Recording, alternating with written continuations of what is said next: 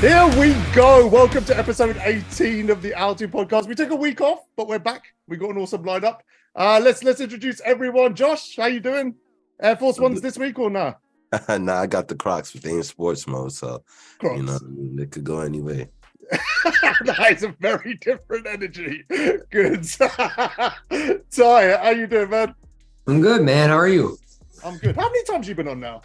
This is my second this year, so. Yeah, okay. All right. You know, I've got a lot of people got some questions to ask you. I'm sure they do, man. We're gonna get into it. We're gonna get into it. JC, welcome, man. I know it's your first time. How you doing? What's going on? Appreciate you having me on. The first Xbox OurTeam tournament champion. So I got a lot to live up to, I guess. You're royalty around there now. That's how it works. That's going in the bio. I got to add it to the Twitter bio. Like I said, best tournament you've ever won or been involved in. 100%. Sure. Yeah, we're going to get into that. Again, Ty, we are going to get to that, just letting you know. The hubris. The hubris is crazy on the tournament right now. Ludes, what's good? How you doing? Oh, I'm doing good. I'm just praying that my internet doesn't kick out in the middle of this. Yeah, what did you say is going on? You've got like a storm? Yeah, so we're in the middle of a blizzard in the Chicagoland area right now. And if you're familiar with Comcast in any way, shape, or form, if the weather is inclement in any way, shape, you don't got internet. Like, nah. So they called me and they're just like, you know what? We're just going to be working on some stuff. So that means at some point it's dropping. All right. Well, we appreciate you showing up for whenever you do cut up. I'm just glad someone didn't shoot it this time. I mean, that's literally what you said. That's how you internet went out. That's wild. Oh, yeah. America is a very different place. I didn't have internet for like 4 days last time. Somebody shot it. Jeez. Mojo, what's good? Man, what's going on, man? I'm glad to be back after it feels like forever.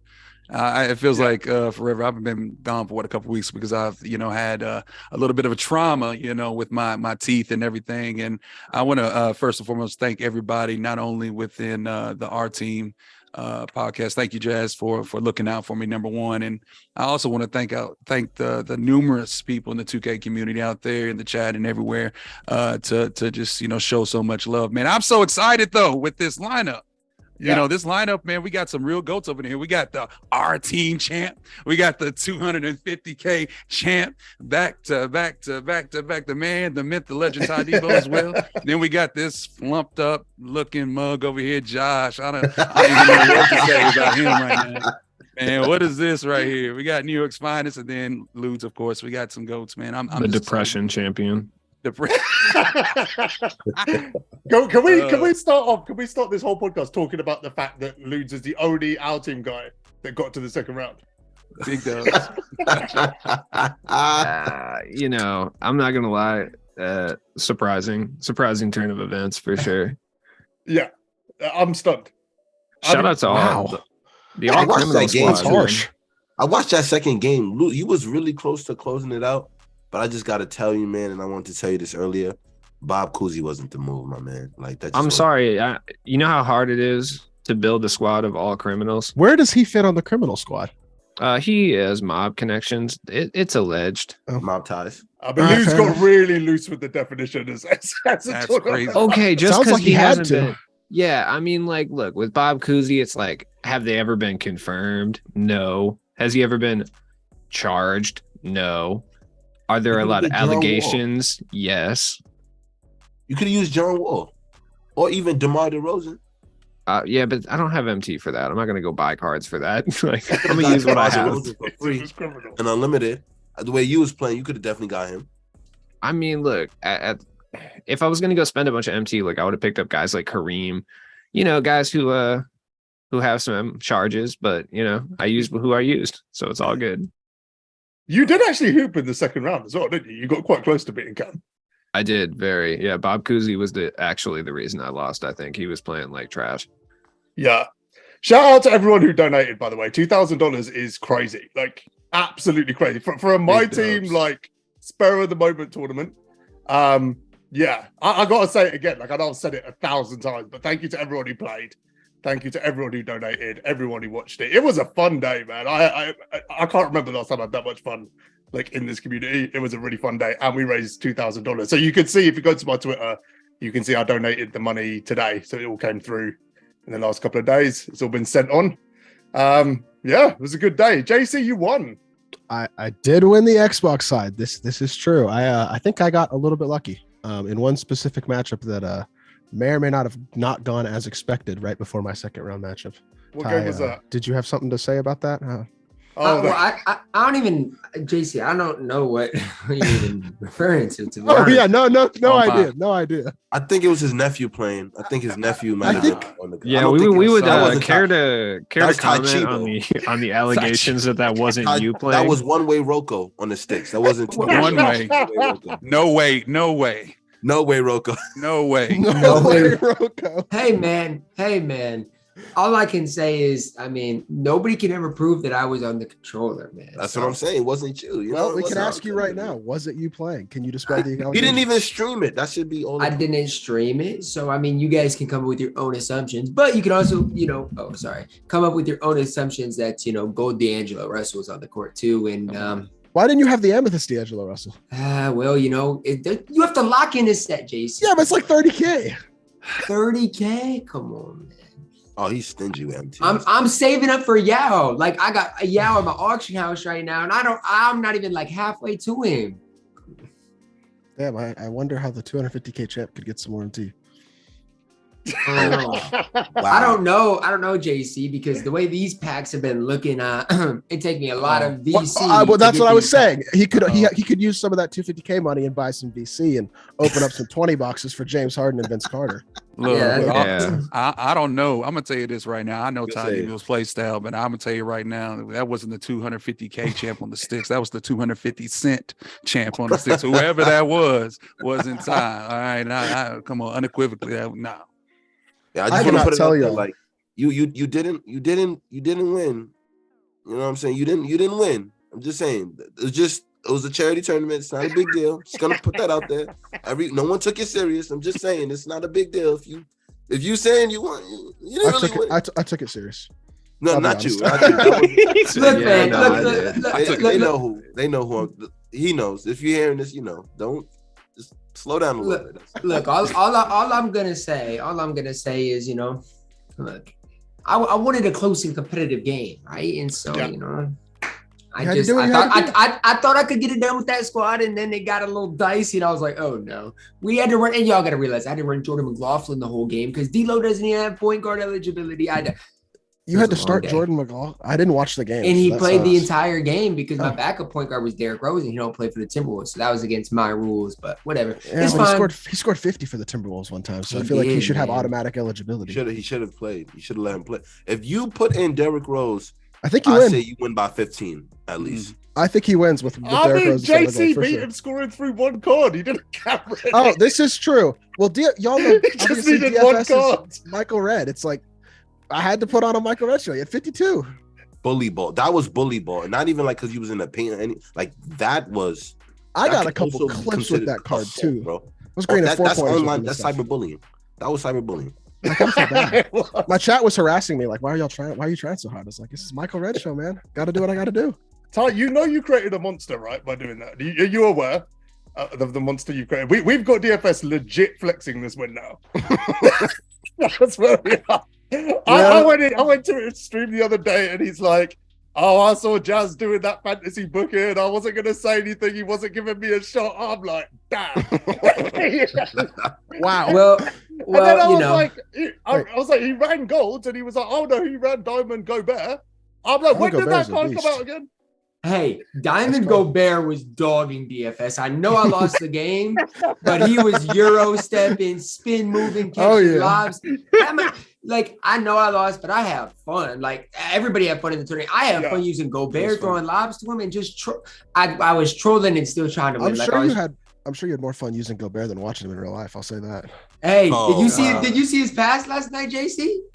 No, Wow. I didn't. You're gonna He have to threw, send it to me. he threw a no-look pass to McDaniels for the flush. Now we were front running badly, but JC, you have a lot of talk coming from you with your Mavs and the Yeah, way well, they're Spencer playing. Dinwiddie dropped 35, and we won a couple days ago without Lucas. So Yeah, and tonight's gonna be a rough one. I'm not thrilled about tonight. We're gonna lose. Flex and Dinwiddie is wild. I love He had that. 35. It's the best he's played all I year. mean, it happened. He was hoping. Oh, you're a Mavs fan. I just want to say thank you for Jalen Brunson. We appreciate him. Oh my God! Stop talking about Jalen Brunson. That's not nice. Dude. That's not we nice. appreciate him. Like we guys wouldn't. I got a question. So last year, Brunson, Dinwiddie, and Luka were all on the same team. Yes. Right. That is wild to me to even think about. That's wild. They're all so ball dominant players. That's wild. I mean, yeah. Well, Brunson is really good off the ball. I miss him, man. I really do. He is, but I don't know. Like even watch from afar, enjoy from afar. All right, stop I talking enjoying about it from Brunson afar. in this positive manner. Josh is gonna get all rocked up. Oh yeah. I do have one response to Josh though. Luka did drop 60, 21, and 10 on y'all. So. You know what? Okay. You know, he's not going to do that in the playoffs. He's a first round exit, to be honest. If he gets there. That's ironic. He got to get there first, man. Yeah, right. You're right. You got to get to the first round. Facts. Yeah, speaking of first round exits, how was your game with RCA, Josh? You looked like you were having a lot of fun. No. Man, first of all, Shaq is like, I'm glad they updated the game when they did, because literally if paint defense wasn't buffed when it was, Shaq would have had like 60 on me, because the amount of times he tried to get me under the rim, and I only had Porzingis out there, and then my backup Ibaka was holding it down. I don't know if y'all know Diamond Serge Ibaka, he be holding it down in the paint. Like, I ain't gonna lie, he was banging with Shaq a couple times, but at the end, when I look back at the game, I was down 3 at one point in the fourth, and I took a really dumb shot in transition, like in the heat of the moment, to kind of tie the game, and then it just went to shit from there. When I feel like you would have the poll saying how many points should he score with Shaq tonight, I knew it was a rep. Yeah, that was a bad sign. And then that was a fluke 30, man. It was a fluke 30. He was getting blessed, honestly. If he don't want to run it back, though, I'm just gonna say that. Like, Oh God, are you still calling him out? I'm just saying he don't want to run that back, bro. He don't want to run that back. Come on, man. You probably would have had a shot if you didn't stoke the fire the entire week. Like, he probably would have took it easy. Like, probably wouldn't have tried that hard, but you just had to do this, man. The man coaches youth sports. Like, he's not taking that challenge lightly, dog. You called him out as well. Like, to you, it's all fun and games. I know RCA was fuming when he saw that. Oh, he was locked in, I bet. Standing up like this against on the screen like this, controller in hand, just that. Me, I was singing on my stream. I can't even play it back because it was on Twitch and I didn't save the video, so I was singing the whole time. Yeah, Ty, do you reckon that if this cat was out by then, would you have run him and won? Oh, if Cat was no, not only this, man. If Cat was out at that time, he would have dropped 50 plus on DFS, and I'd have won by 20 plus. The bad part is I just didn't have any good players. But like I said, you want to talk about running it back, Josh? DFS want to run it back. I literally scored like every point with Cat and beat him. I want to see it. I want to see it. Yeah. I want to see it. Yeah. I would like to see that. No Cat in there. No Cat in there. I want to see it. You know what? I'll even help you get that MT so you can lock in for D'Angelo. That's what we're gonna do. Yeah. And DFS wants to sit in his 2-3 zone. Yeah. See what Hall of Fame range with that does. The last thing I ever expected on 28th of January this year is to have a conversation with Ty where he's trash talking DFS. This whole year has gone sideways because of last week. There were some good games last week. What was your favorite game, everyone? Didn't Matt go into double OT? With Grussie, right? No, we went into OT. Was it just with OT? Yeah, we went into OT. I'm gonna tell you something. Gruss is such a class act, man, and I enjoyed every minute of it. We went into OT. Okay, so I played Gruss. I was literally up 8 to 10 points for 3/4 of the game, and then he just came with Steph Curry flaming me. I'm talking about pop, pop, pop on me, and there's nothing like I do. I mean, his window from the screens that he was setting was so tight, and I just couldn't get through him, and he was just popping me, and he came back in the fourth. We went into OT, and that's where I lost. But man, that right there was an amazing game. A lot of people came in there and was like, bro, you was hooping and all this good stuff. But man, shout out to Grussie, man, and shout out to everybody that competed, because we had so many games that was just awesome. I mean, really, hats off to Grussie and hats off to everybody that competed, man. That was just amazing term. We put on a show. I tell you, we put on a show. And that poses the question, Jazz. Are you gonna do this again this year? Maybe like an end of the year tournament? Yeah. Okay. Yeah, but everyone needs to run theme teams this time. Oh, I'm running the Knicks for sure. They just dropped a good Dirk. All I need is a good Luka. I'll run Mavs. Mm-hmm. Use the Mavs. Theme teams would be fire. So then DFS can't. Everybody uses never their mind. favorite. Oh, except that I'm Uh-oh. getting. Tell him, Ty. Tell him. No, talk about it.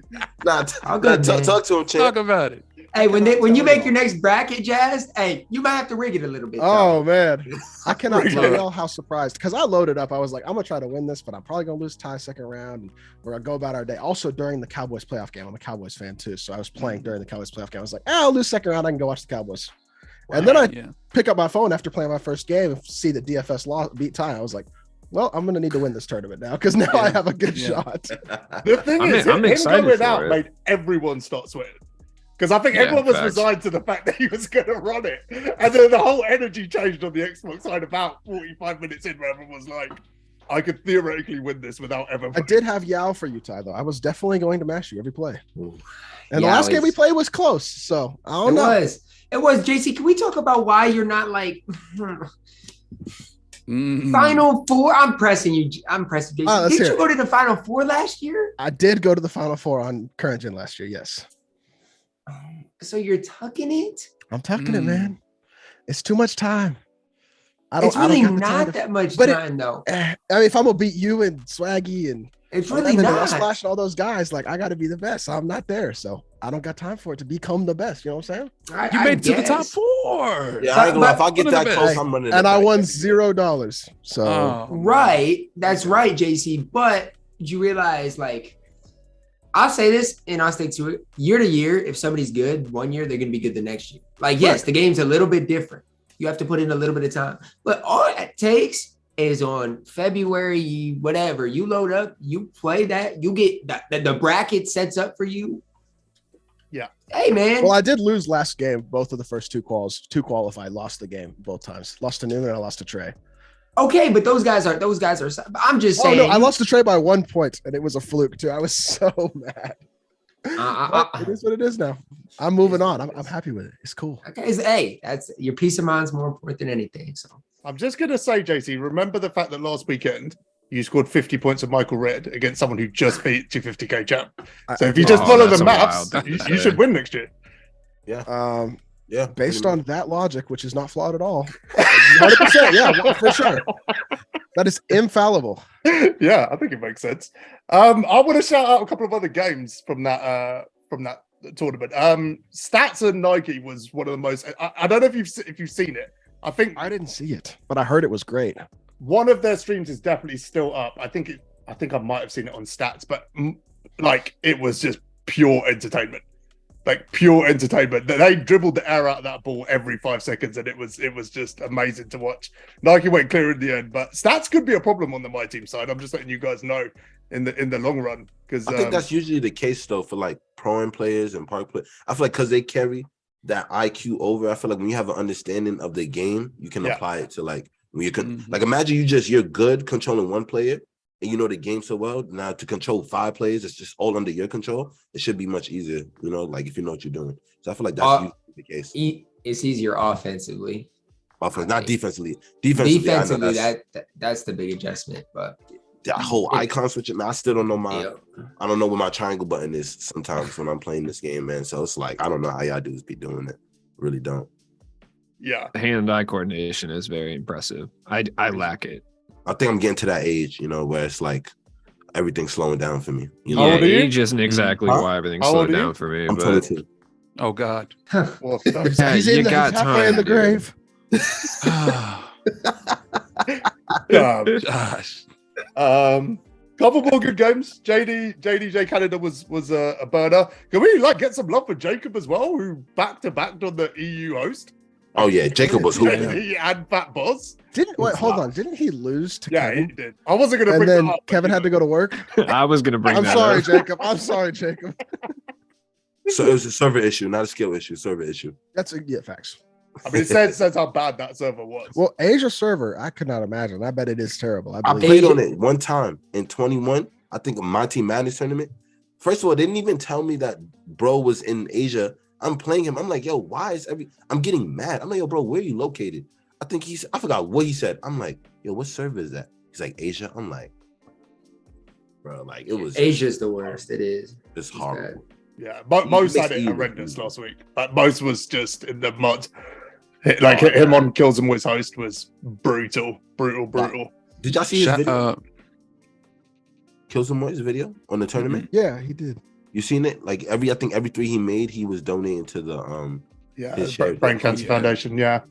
Gave us a lot of love in that that video too. Shout out. Yeah, it's very personal to him, that charity. I don't know if you guys, if you haven't seen that video, go check it out. It's really deep, like at the start. It's incredibly deep. Speaking of deep things, should we address the Gremlins on the weekend? I think it's time to talk about them.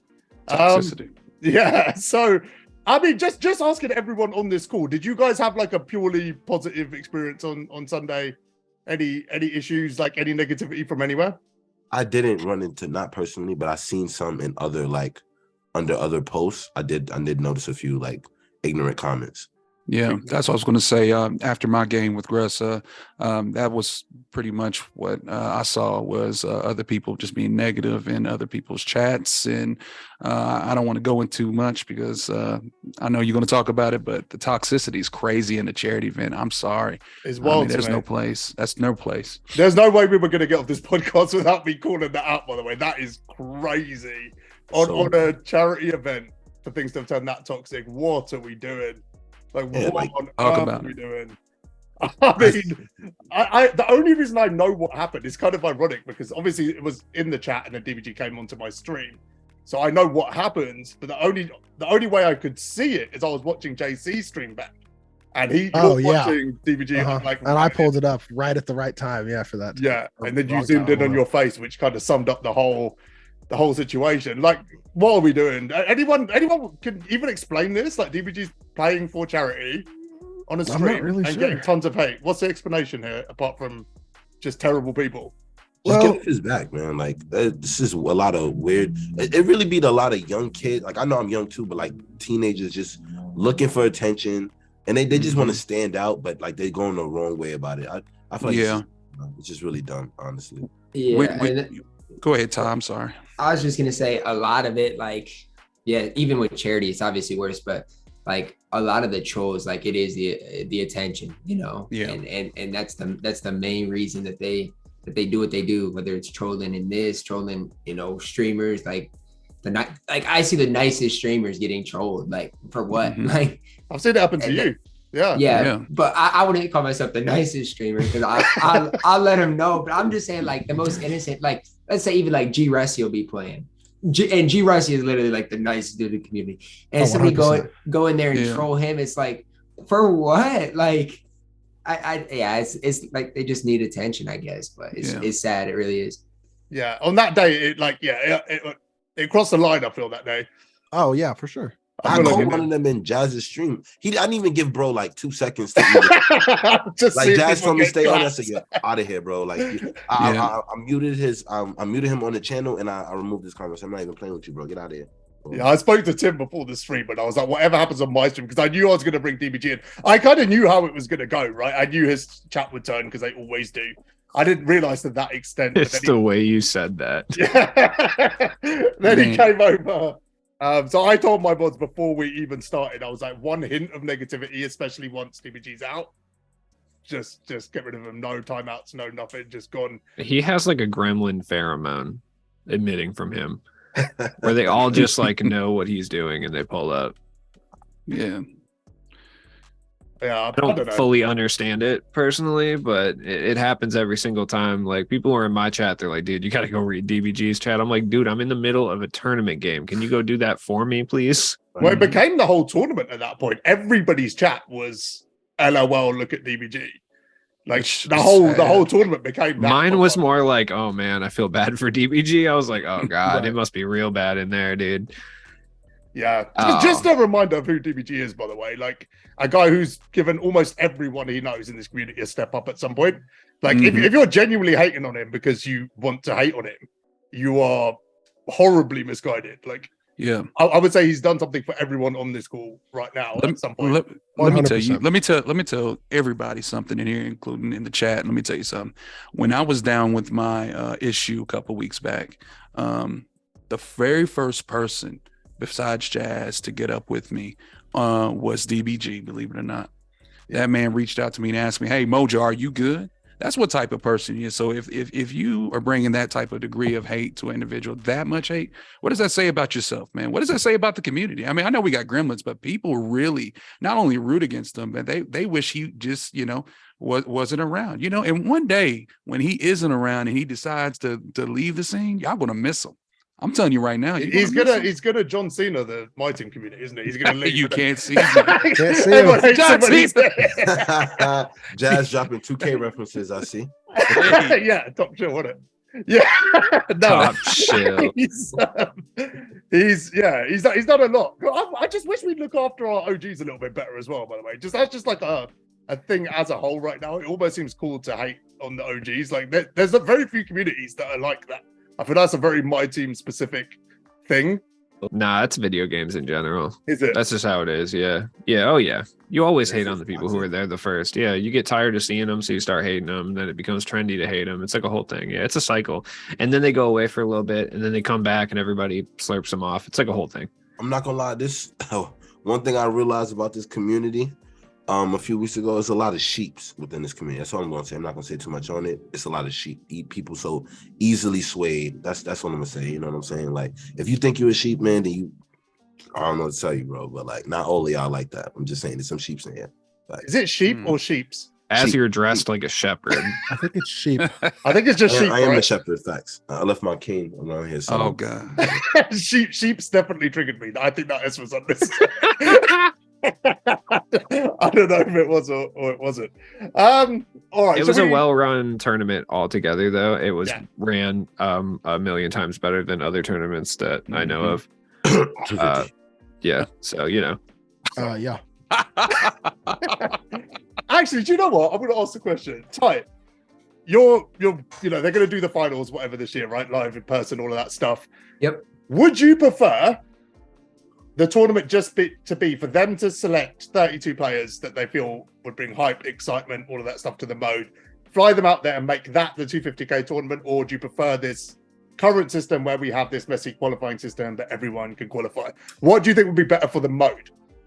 Well, the hard part is if they hand select the 32, what is the criteria? Is it, is it the best? Is it like you said, most hype? Like that's the hard part. They would have to have a team for that to like select. I mean, I just don't see that at all. Like I feel like what they should do is, like, I know Madden has this ranking system somehow. I don't know how Madden is exactly ran. Well, they use Battlefy for their tournaments, which is way better. But they do need. What's that called? He just said. I think it's Battlefy. I think is what it's called. But yeah, I feel like they do need a better system, and flying 32 people out should be something they do. Yes, 100%. I mean, we've seen it time and time again. People playing on others' accounts, 2 people playing on somebody else's account. I mean, it really is bad. Now, is there going to be issues the first year that they fly 32 people out there? Yes. I don't know what that's going to be, but there's going to be an issue with, but still probably less. Yeah. With somebody's account not transferring right, or I mean, it's going to be something. But what I'm saying is they've got to find a way to make it better in general, because I mean, right now, go ahead. Okay, so like hypothetically speaking, they fly 32 people out, right? Mm-hmm. Do you think it would be better from a competitive standpoint if they were able to transfer accounts with their personal cards, or would it be better if they provided cards at a stock level for everybody? That's a good question. I don't know about a stock level. That's allowed you like a certain amount of badge upgrades that you were allowed to put on each card. Like you could put 5 additional Hoffs on each card. I'd honestly like it if everybody had, if they got to choose the cards and you could apply those 5 or 6 badge spots. Like I personally would like that. Right, but that's part of the grind for me right now is, okay, how many Hall of Fame badges can I get by March 5th? How many? What I'm looking at Yao. Can I buy a 30 Hall of Fame Yao that's going to play in 250? I mean, so yeah, right. I would like that from me not having to worry about that standpoint. But I think it does give me kind of an advantage because I take my team more serious than a lot of other people like that play Pro-Am, that play Park, that don't really. I guess that's why I brought it up too, because I feel like it would even the playing field a little bit, and it'd be like more legitimate from a competitive standpoint, especially if they're flying 32 people over. It'd just be easier from their perspective rather than trying to transfer accounts with everything. It'd be like a whole mess, but I would love a 32 person tournament like in person. I feel like that would be pure entertainment, possibly a fight. One thing I will say is when me and Splash played, so 2 years ago, we played on patch 1. Not many people know this, but we played on patch 1. So there wasn't a way to fix your corners dropping. There wasn't a way to do any of that. So like that's just part of the issues that if you in do the flag final, people, in the finals, Yep. You played on patch 1. Why? we played on patch 1. Why? Nobody knows this. Nobody knows this.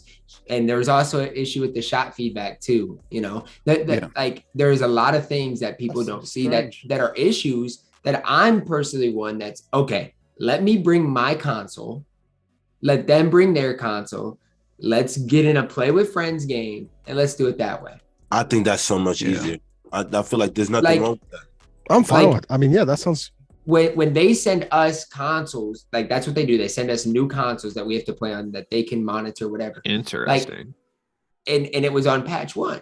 And so like that's the thing that's just like if they do fly 32 people, again, there's gonna be issues.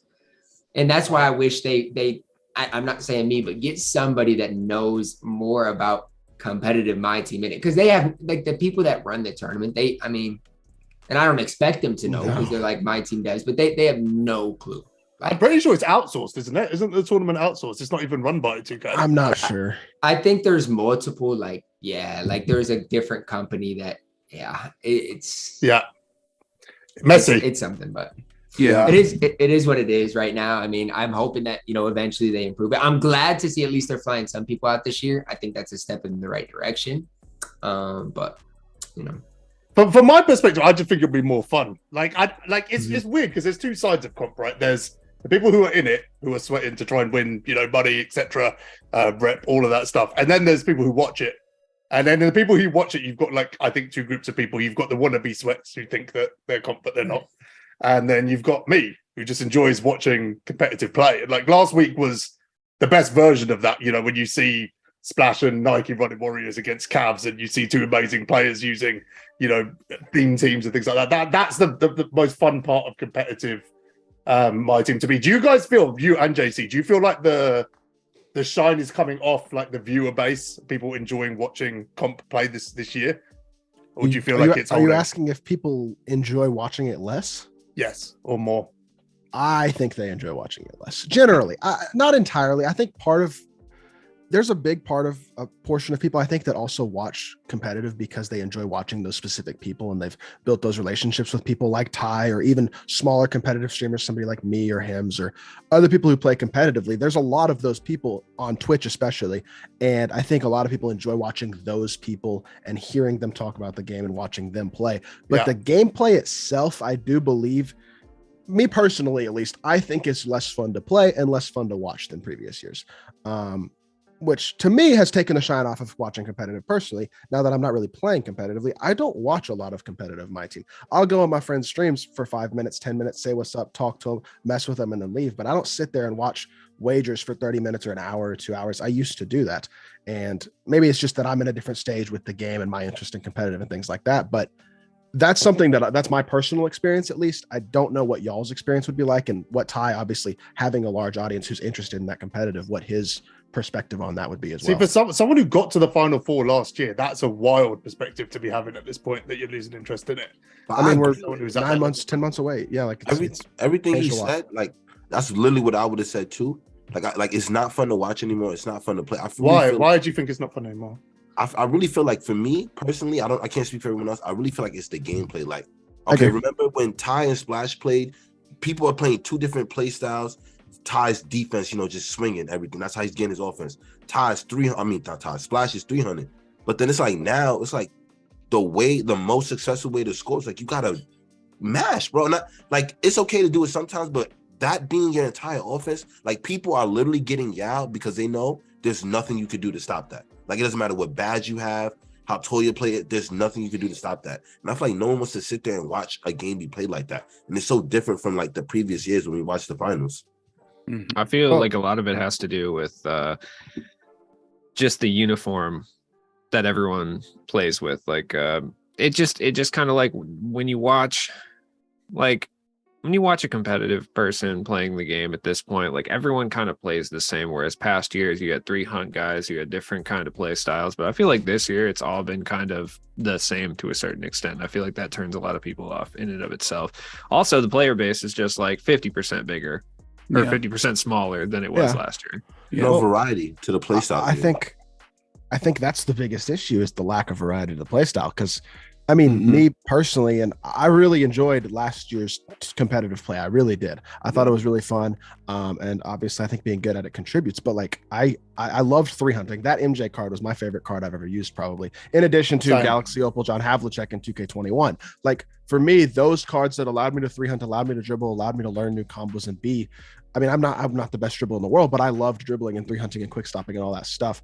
And that made the game fun for me. And that was my play style last year, especially in the second half of the year, was 3 hunting and taking advantage of that. And this year, I mean, I played CB13 and NMTM before I stopped playing competitively. And I lost the first game by like 15 because I was trying to 3 hunt. And I just said, screw it. Okay, I'm playing to the meta. I didn't make a 3 the second game and I won. I made like 2 or 3 the third game, but I won the series making like 3 threes between 2 games. In against one of the best players in the world. I think CB made the finals on Next Gen last year, right? The Xbox finals. Didn't you play him? Yeah, he did. Yep. Like that's one of the best players in the world, and I'm beating him not attempting 3s. That's a problem. And I will say the paint patch that they've done recently has improved the paint defense and made it more realistic generally. But 3 hunting still, it's getting a little bit better with guys like Vince and James Harden and faster releases on cards and better stakes and stuff, but it's still to the point where the most effective way to play this game is to get clamp bakers, rim run, standing dunk, all that stuff. And for the competitive side of it, it becomes very repetitive and very frustrating to play. At least that's my personal experience. It's the gameplay. I'm sorry, Todd, but it's the gameplay. And I want to say it used to be a time to watch gameplay videos such as JC2K and TyDeBo to want to get better. Okay. But there's a lot of people that don't want to get better because it's all about stiff arming and also just mashing and going to the rim. You know what I'm saying? That's it. That's the gameplay. That's what we live in right now.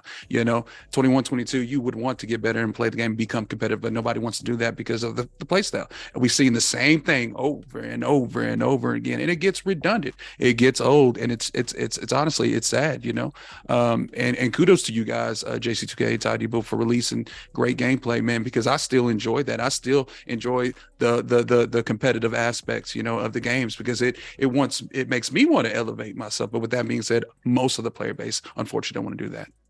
It's interesting that you brought up the whole, watching people to get better thing, because I've noticed an interesting trend, at least within my tiny community, of people who don't really want to be better or don't have any interest in getting better at the game. They just want the game to be fun again, like it used to be. That too, yeah.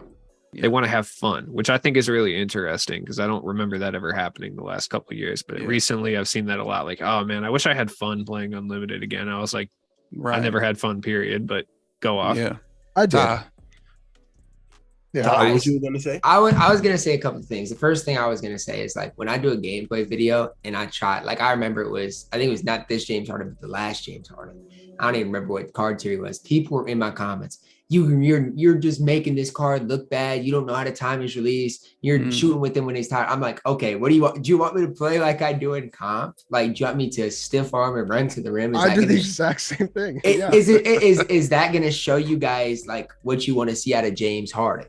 And another thing I kind of want to pick your guys' brains about it a little bit is, I feel like there's always been a meta in my team. Yes, there's been 3 hunt versus deep hash, but when the dribble glitch was in the game, hey, me and FSU, I think at the time, had a ton of people in the stream in late June and late July, and all we were doing is tweening with Ben Simmons. But so is a reason. But it's different though. That was COVID. What's the difference? If that was COVID.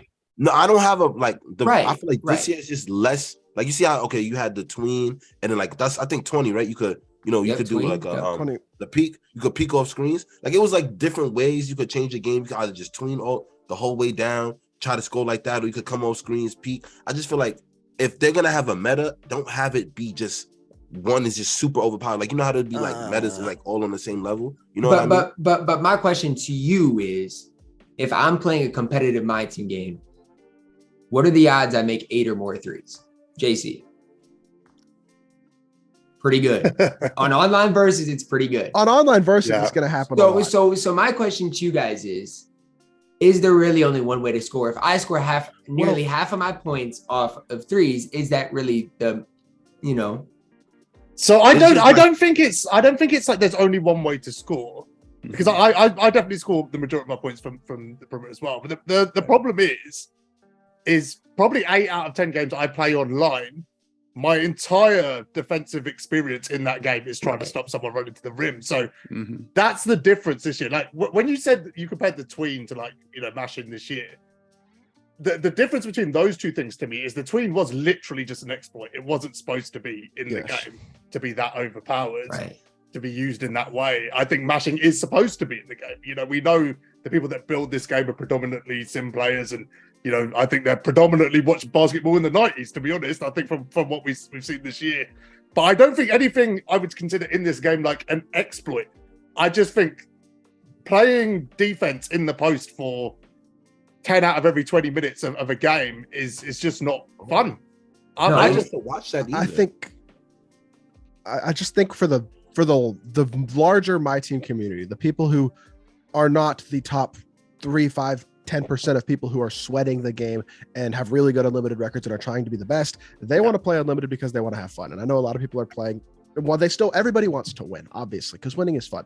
But I think the masses play to a style where the only way they get threes is by throwing it to the corner and greening a lightly contested. Otherwise, they're not shooting a three. They're running to the rim and they're going up and they're trying to dunk That's the ball. A fair point. Yeah. And that's 75% of the player base. But let me ask you this. In past years, yes, there was a speed glitch. I would say the majority of people that played my team knew how to do the speed glitch, or at least half, whatever it was. Yeah, maybe. Right. And sure, that makes the game fun and a lot easier to 3-hunt. But outside of that, like the average person's not going to know how to peek off a screen. Right. Or quick stop last year. But that, or quick stop last year. And so, like that's like something they could, something that they want to learn how to, like, not like you said, not everyone's gonna want to, but that's something that for me, that's fun. I'm just saying, for me personally, I think that's right. Fun. Like, it's fun. But to go to Jazz's point of the people you play in Unlimited, most people are still going to do the same things, in my opinion, that they tried doing in past years. It just works maybe better this year. Yeah, you're 100% right. Yeah, right. that is wow, that's very right. Like so it's a gameplay issue, really. Like, yeah, yes, but I think they toned it down the last couple of days. No, yeah, they definitely, like, the defense in the paint definitely got better. I noticed recently. But I think for me the fun part is I used to be able to literally kick my feet up, speed glitch to the hash, quick stop, and green. Like I when I grinded 12 and 0s, like I could literally score, I don't know, 100+ points off literally easy stuff. So I feel like it's a little harder to score maybe this year, or there's less ways to do it, to kind of what you guys say. And it's maybe not as fun, I feel like. I enjoyed the skill gap. And I don't know if skill gap's even the right word, but me personally, I enjoyed the ability to, in 2K21, peak with Luka and score 40 with him, or John Havlicek, cards like that in 2K21, Terry Dishinger. Last year, MJ, I literally was scoring 50 points a game when MJ came out for the first 2 months the card was out. I would just score 40 to 50 points with him every game because he was completely unstoppable unless you were an elite player. I enjoyed that. You can't really do that this year. No, so I agree. There's a lot of players here that have skill here, but unfortunately, the way the game is played now, you literally have to dumb down your game in order to win. Sometimes that's the in my opinion. I can't speak for everybody, but it feels like you have to literally lower yourself in some aspects in order to win, and that's my grief. It feels like when you play good defense, like I feel like now, even when you play good defense, you're not always rewarded for it, and that could be so draining. Like, I understand you want to probably keep the new player. So Ty literally rolled his eyes. Ty just made an interesting face. I feel like you can't get rewarded. I feel like you don't get rewarded. Like, if I'm under the rim, I have half anchor, my hands are up. Like, there's 3 feet between me, you, and the basket. Why are you still making that layup? What is the point of anchor then? What is? I kind of agree with Josh. I'll ask you this, Ty. Do you think there are more flukes this year than there have been in previous years in terms of fluke buckets? I think there are. Hate bailout too, and I know there are more possessions where you have a good defensive possession and they green lightly out of the corner. I think it's easier to score off of a bad possession if that's what you're asking. Yes, right. With whatever it is. But I will also say there's always been stuff in 2K19, you could get in the paint 3 foot away and shoot a post hook and green it, post fade every single time with that Giannis. So there's always, in my opinion, yes, the game is less fun. I think we can all agree on that. But I'm trying to pinpoint that reason because like there's always been like these annoying things as me, a defensive player, that I give up, right? And so I'm just trying to figure out. I think a lot of it is having players with decent releases and good dribble sigs. And I don't know what if 300 is gonna get buffed, but I mean, if it does, then people are gonna complain that you're greening lightlies. I'm trying they already to complain about lightlies. No, like I don't want to eliminate it completely. Like I get it sometimes because like the way I think about it is like sometimes in real life, good players make bad shots. You know what I mean? Right. So I don't get mad about it. Right. But I'm just saying like it's a constant. Like you see, like imagine you playing somebody and all they're doing is going to the paint. It's gonna be annoying when it's like, yo, I'm playing good defense. I'm keeping him from the rim, and he's still making this. Like at a certain point, stop giving it to him. It is annoying. Now, like I know it happens in previous years, but I don't know. For some reason, this year it just feels a lot more like constant. I don't know what it is, but it feels a lot more constant. It's a preference thing at the end of the day, right? Like I'm going to try and sum this up a little bit, but I feel like gameplay has the biggest impact on people's feelings about content, right? Which we're going to get into in a second, right? I think when people aren't enjoying the game, they stress more about content. They focus more about content. They look for the negatives, things like that. And I feel like I've been in that place for a while with this game because the end of 2K22 is both the most I've enjoyed playing the game and the best I've ever been at it. So in the end game meta, when everyone was complaining, I started to get really good at the game. So I was just jumping into Unlimited and playing and having a good time. I couldn't care less the fact that we were getting recycled cards every week, or none of that bothered me. It didn't even pop up on my radar. And I feel like this year we've just seen a lot more complaints about both gameplay and content. And for me, I always feel like that's a reflection of gameplay first, content second. Because someone should always be able to just jump on the game and enjoy it to the point where they're not incessantly complaining about it, right? I feel like the incessant complaining is always a little bit deeper, and I feel like it always starts with gameplay. And I feel like I'm that person. I feel like this is the first week, because we're about to get into content. This is a W transition, by the way. This is the first week. He's a professional. I'm actually genuinely excited about playing and the content at the same time. So me too. Yeah. I agree. I think Jazz makes a great point.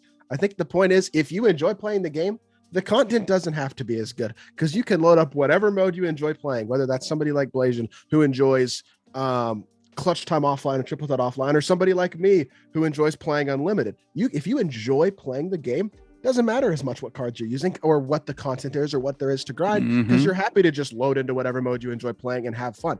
If you're not having fun playing the game, then the content becomes way more important. And I think we can all be in agreement. Less people have had fun playing the game this year. And for that reason, there's more focus than there ever has been on all the nitpicky things that we don't like about content. You know what's funny about that, JC? Last year, the first card that got me like excited about playing the game was Galaxy Opal James Harden. And then MJ shortly after, right? That was kind of my progression of cards I started to find like fun to use. And it's just happened again. I pulled Harden out of a pack. Oh, that card is so much fun. And my goodness me, that card is fun to use. Like, I feel like I just unlocked the fun. I think we might be getting to the point in the game where that's true. Unlock the fun is a very interesting way to say that. Well, I mean, how many months have I been using Magic and Penny?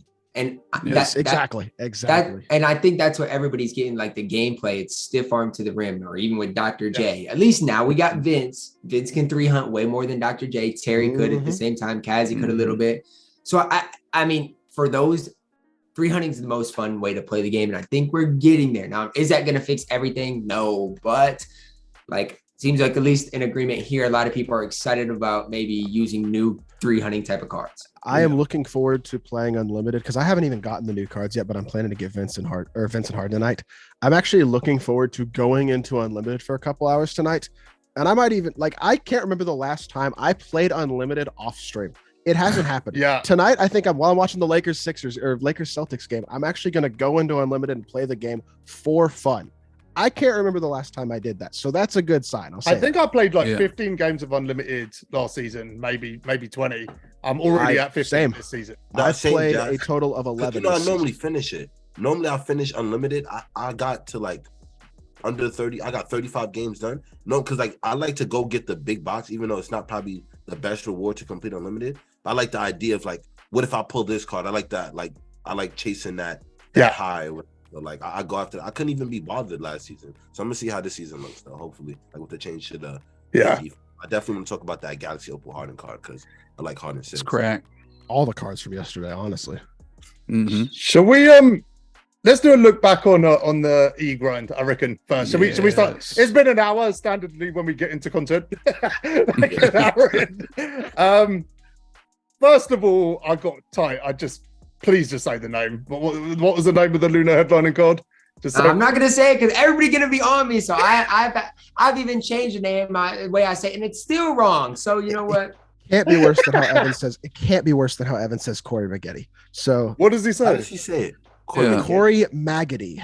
Maggette. Oh my days. He said I died. He says it like a 17-year-old. That's how he says it. It's true. But I'm just saying, Ty, you can't be worse than that. So it's pretty bad. like what sounds better? Yi Yalen or Yi Jinlian? What sounds better? Yalen. The second one sounds better. Yeah, the second one is his name. I know. That's why. The first one sounds better, man. Yi Yalen, man. That's funny. And I'm gonna take this moment to say, look, for as much hate as I got in the first couple of days for saying I like the way this season is set up, Yi is the best reward card we had seen since when?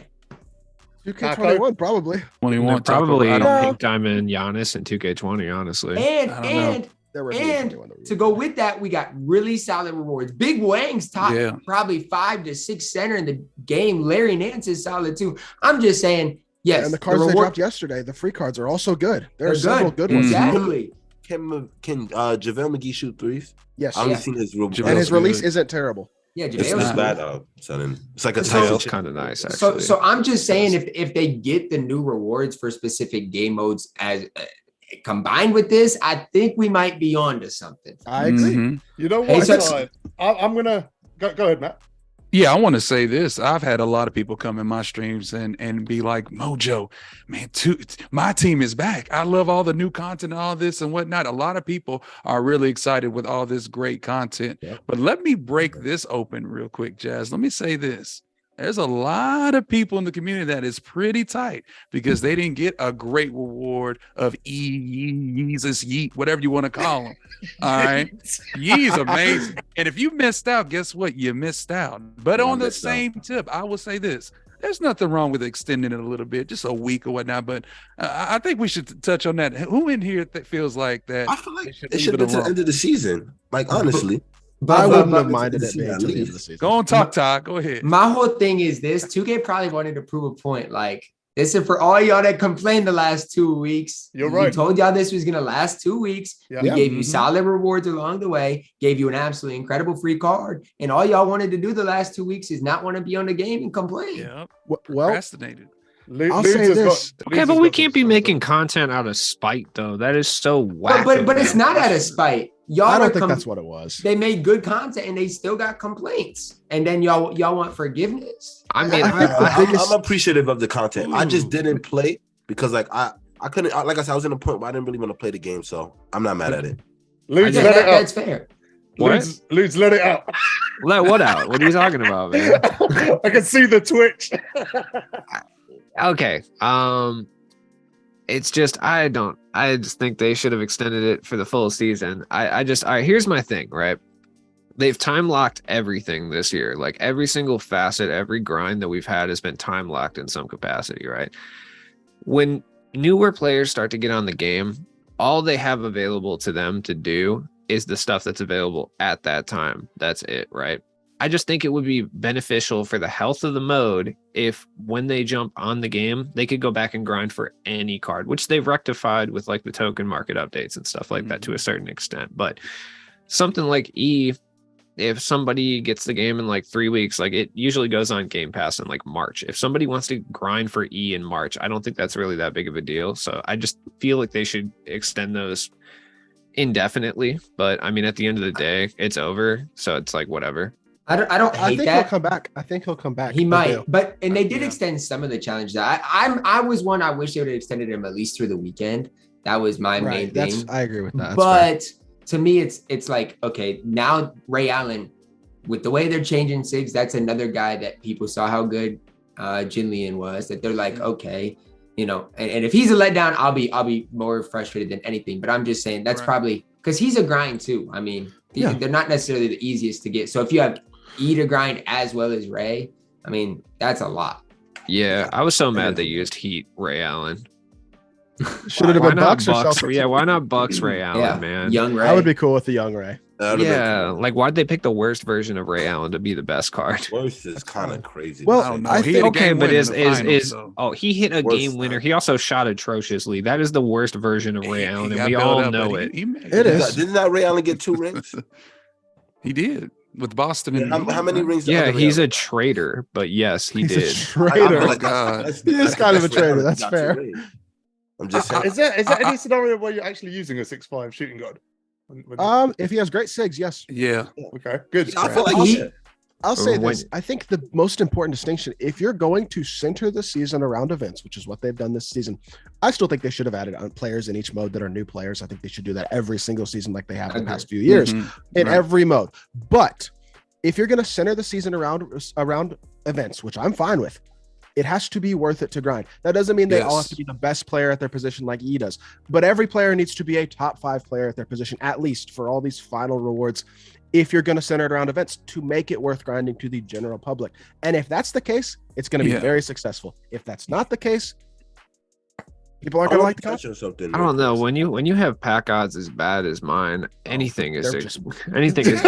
That, you know, pack odds were awful see, yesterday. JC, we're coming from 2 extremes to the other though, and that's the thing. You know, I feel like with everything and with the Kemp grind and with the Bam grind, and now to come with this, okay. Right. I feel like people are knowing that 2K is really turning up now. I mean, this is some great content. 2K is bringing some major dubs. I'm going to say, I agree this, for sure. You know, and it's an I'm L loving until the we get content. Oster tag. I think I noticed that too.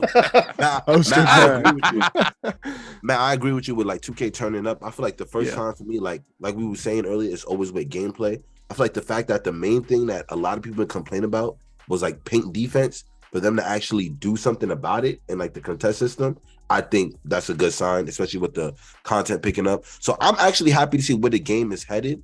Right. I agree. I think we're on. I'm not saying the gameplay is perfect, but it's definitely a lot better than it was in previous. Oh, it's significantly better. TyDeBo, sure. how we feeling, man? One thing I gotta say to y'all, 2K listens. That's all I'm gonna say. Yeah. I don't want to say too much. I stand by. They listen. I don't know. Do they though? Ty, They do. let me caveat that. I still don't have an Oster tag. Okay. Let me obviously caveat not that a to little you. bit. They will listen to reasonable conversation. That's a reasonable They conversation. won't listen to someone just ranting or shouting or personally attacking them or any of that stuff. None of that. Right, that's fair. I think there's a disconnect there that some people don't realize. Right. If you approach this in I a agree. rational, reasonable manner, like we do every week, like we're doing right now, if this is how you approach an issue, they will listen. Why would they not? They made me an X-Maker while I was already on the podcast giving this feedback every week. Because they know I'll win 250K with an Oster tag. They know that. Valid. Oh my God. I see a Greg Oster tag right here. I don't know what you're complaining about over That's there. funny. Are you bringing up the gold right now? Because that's just he's right honestly here. that's. I need a That's good. I don't mean to interrupt, but I just pulled a random pack and I just pulled my first opal of the year while we're talking. What? Oh, Hey, I just who? pulled an opal because I got thought you more. were- Let's see who it is. Hold on. Let's see. We got I thought you were gonna say you pulled Oster tag. Yeah. Oh, it's Vince. I just pulled Vince. Let's Oh, go. wow. That's my first Wow. opal pull of the year live on the That's OurTeam crazy. podcast. Big That's dub. freaking You're just talking awesome. about getting them, bro. I was, and I just pulled him. Let's go. Let's go, man. Guys, can I give It's you my... because Matt was here. It's because Matt was No, here. no, Yeah. look, bro. No, That that shit- doesn't work. That I've doesn't had work. His bad luck. pack odds here lately, but I'm not gonna hold you, Lu- man. Luther's about to break less than something. 2% for opals, crazy, y'all. 3% for a pink diamond. Let me talk about it. It's crazy, man. What in the world is going on with these packs? I hate the look, JC. You the pack champ today. I can. I tell you just that got right the lucky stuff in all year, basic. Oh, I did pull DeMar DeRozan as well for a YouTube video, so I was able to lock in. I mean, 10 times the day he Lude's came packs out. have literally had 0% odds this whole year. Dang. Yeah, I What's think your I might best have pull had of the year, 0%, Luke? he'd have no difference in his experience opening packs. Oh What's your man, best I've pull of the year, pulled Ludes? one pink diamond the entire year and I've pulled 0 opals, 2 PDs total, and like I don't know, I didn't count diamonds in easily over 1,000 packs. So I think pulled the more best- pink Who was the pink diamonds diamonds? and opals than KG. Lude does the whole year in Oh, that's 16 not bad. packs the other day. Yeah, that was also like 6 months ago though. So That's you true, know what I yeah. mean? Mm. That's a very good point. Well, that was my first opal right here, and I mean, I think you I can pulled tell. like 4 of the main pink diamonds earlier in the year. I mean, Ty doesn't even have to watch my pack openings to know my odds are so bad because I'm not even in his DMs. Like, yo, what's up, dog? You want to try out this card? Nah, It's true. not anymore. Hey, a couple of years ago, Ludes was that go-to. he was few every minutes after- video. They nerfed me, dude. That's the first time I heard of you, Lutz, is on a Ty video. Ludes is patch, man. They patched me. That's so rude of them to do that. Like, you know, that's the thing though, is like I can ask for like a Greg Oster tag or like any of these random terrible players that I want for a card, but I won't even pull them. So what's the point? Yeah, you need to hope it's a low gem tier to have a chance to Hey, pull it. if there's an amethyst Greg Oster tag, you'll get it. Don't worry. He won't Well, even they get can't- that. He They won't can't even disrespect get a that. legend like that. Like top 5 center all time, they're gonna do him like that. If he gets an amethyst, Nice. RJ Barrett needs a dark matter immediately. RJ Star J Barrett. That gamer tag, I saw that when you were playing. That is a fire gamer tag. Fire, right? That Yeah. gamer tag is Don't fire. encourage him. Oh, I'm just saying, I'm not like the biggest RJ Barrett fan, but that gamer tag, It's better than two-way it's roll. got some ring to it, man. Yo, chill out, Robert Covington, man. Dude, that's Robert like Covington iconic would now at this Put point. him in a box. No. I'm just saying. RJ's getting 50 on him. Are you crazy? Mr. DNP coach's decision these days. Yeah, send him to Minnesota. Yeah. If they call him Rocco again, are you going to call it out? Or no? Rocco. What? Rocco. They called him Rocco? Rock. The whole Yeah, they 2K did. They The did. whole They 2K said streamer two-way called him Rocco. Rocco. So Two-way this guy's a Rocco. basketball Oh, player. 2K bro. called him that. Oh, yeah, Wait, yeah. who at 2K called you that? Yeah, they did. Who I don't know, who was was it? it? Yeah, two. I think it was Rocco so. was up by 3. It was not Dirk, but it was the other guy with him, Scott Cole. I think it's who it was, Okay, yeah, JC. that's hilarious. He literally won the tournament. Also, Rocco is an NBA player. How do you His gamer tag. Like, come on.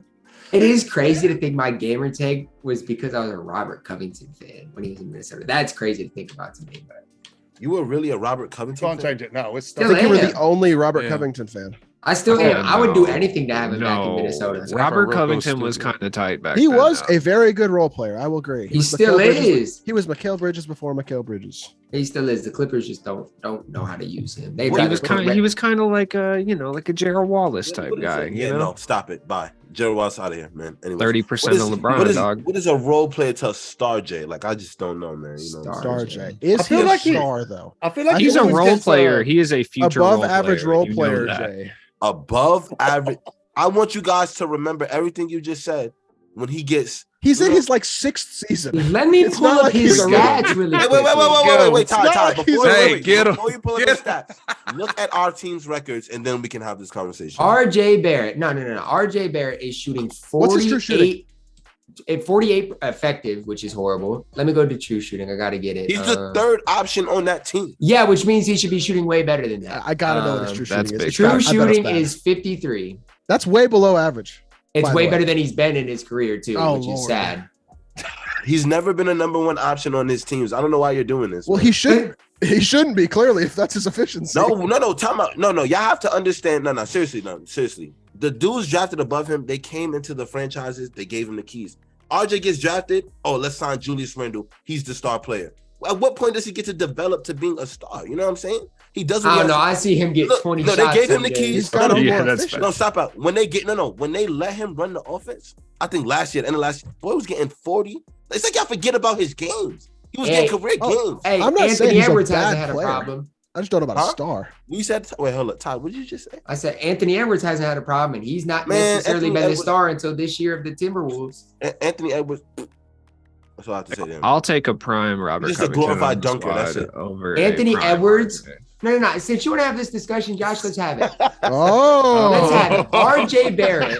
No, hear me. RJ Barrett, 53 true shooting goal percentage. Granted, Ant's a better defender than him. Ant's a way better passer than RJ Barrett. Don't even get me started on that. Ant true shooting. I gotta find it here. Can't be that good. It can't be that It's good. got to be like 57 or 58 would be my guess. I'd say at least 57, 58. And he's he shoots a ton. Let me see. True shooting, 57.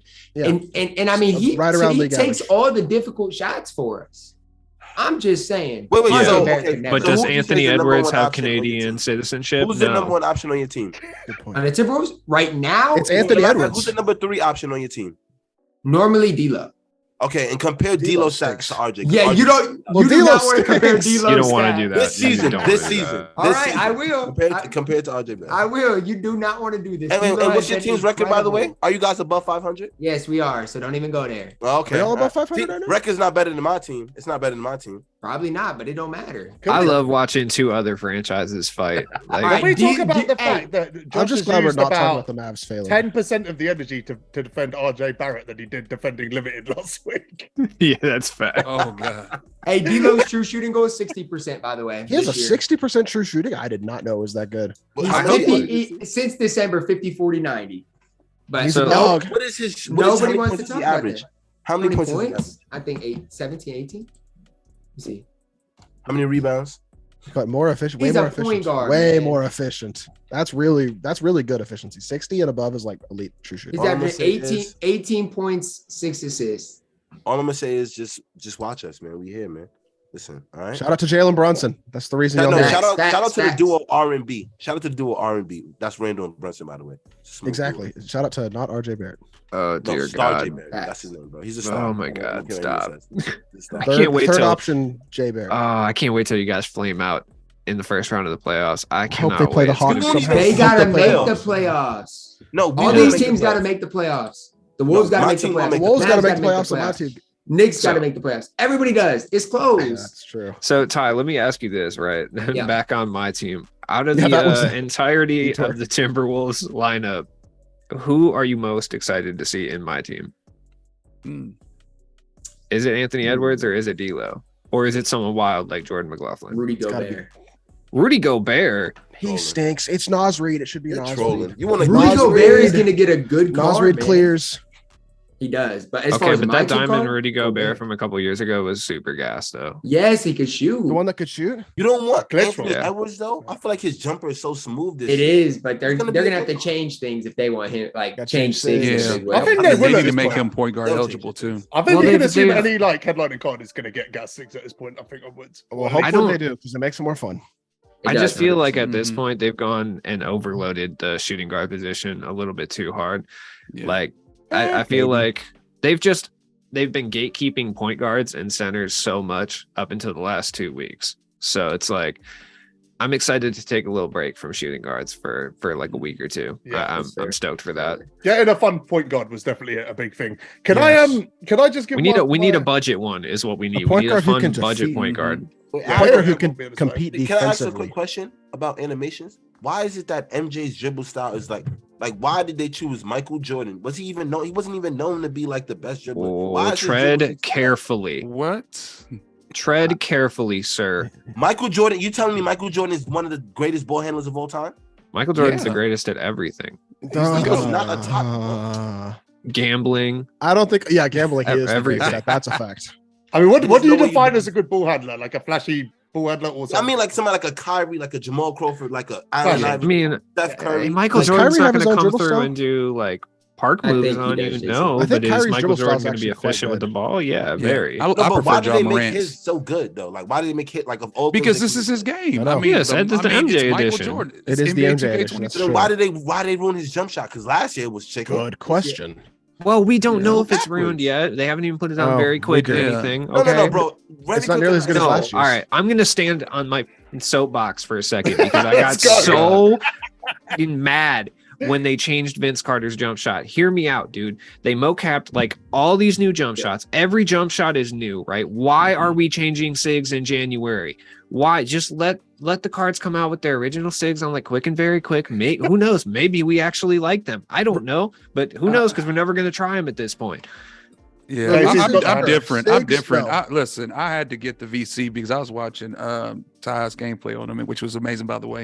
I'm gonna say Kuzma card on quick is beautiful. I love to see O'Shea lower every time. I love to see these new SIGs. Man, I'm just excited right now. You know, that's just me. That's just me personally. But I can tell you this Zach LaVine card, this level 40 card, they need to change his dribble animation and his leaner and everything about him. I mean, I think he's a great horrible. card. He's a great card. If he's he was not point that guard good. eligible, though, no. He's a great card. No, Ty, I come don't on, know, listen. Matt. I don't know. Ty, he's good, but if he was point guard eligible, he would be better. He's horrible. He'd be better. I don't know if he's running horrible. Pete Diamond Devin Booker is better than him. He's good for right now. He's good for right now, I guess. I admit, from a competitive standpoint, yes, like some of these jump shots are not going to be it for sure, especially like VCs and stuff like that. But this still looks like Vince's, to be fair. It does kind of. I guess it's just like I would have liked to see some of these releases on quick or very quick before we started really changing jump shots yet. I mean, yeah, we kind of know now at this point, but still, like seeing like Dirk's jump shot on very quick on his card would have been cool. We don't know. Maybe that would have been a release people like. People seem to like Luca's on very quick. I hate it personally, but some people love it. But my point is with level 40 is, and Ty, let me ask you this. Sorry, JC. Todd, let me ask you this: if they change his dribble, if they change his lean and everything, wouldn't he be better? That's what I'm asking. Yeah, 100%. I mean, they need to change everything, and then I'd be a fan. Yeah. but make him an entirely new card. It's everything. But my whole thing is level 40 used to be back to the grinds that are one of the best cards in the game. That used to be a fun grind. How many people are excited to get? Not necessarily a fun grind, but a grind you look forward to getting the card. Like you got a step, you got the mellow, KG. I lost sleep. Now it's just like, I mean, the word is accomplishment. Right. It used to be an actual accomplishment, right? To get it. It used to be rewarding. Yeah. So there is a conversation going on now. Floki's kind of started this movement internally. I don't know. I might get in trouble for talking about this, but it doesn't seem like a big deal. They're trying to extend it like level 45, level 50, rather than doing like beyond level 40. So there's a movement now. That's what they should do. Going on. Like, do we just move it to get to 250,000 points and then we extend it to be, level 50 next season? I think the level 40 reward is the centerpiece of the season. Right. It should be, if not the best card in the game, at least a like top 1 or 2 card at their position every season. But level 40 needs to be harder to get if that's the case. I agree with that as well. I think that's fair. Ooh. Well, it needs to be a little bit harder. It's really easy right now. Yeah, it's so easy. It's easy for us because we play 2K all the time. But like I don't think every single person needs to get level 40. But like you kind of got to balance it out for like some Reggies out here. I don't think you should ask for them to make it harder because they go to extremes. It's very. That's true. They don't do in betweens. They don't get in the gray area. So my question would be like, okay, with all these challenges you've already got to grind for these cards, if you have to play triple threat offline, it's already, I mean, you're gonna just naturally get it really easy right now. Just a little bit harder. I mean, okay. I don't know. I just feel like it needs to be rewarding. And if I can just get it by not even like I've got 40,000 XP right now and I've not grinded 1 XP challenge. Yeah. I end up with like 300k every season. Right. Exactly. I'm not trying to get a total of like 3 to 4 hours last season of intentional XP grinding the whole season. And it was like the week before the season ended, just so I could get Levine and get Sean Kemp. I mean, with this new Orbit stuff, right? With this 4 game cards, we're going to talk about that in a second. But there's 30,000 XP attached to just those 4 cards. Like you could get 30,000, like 20% of it done very easily within an hour or 2. And that's supposed to be an entire season grind. That's 1/5 of it. Right.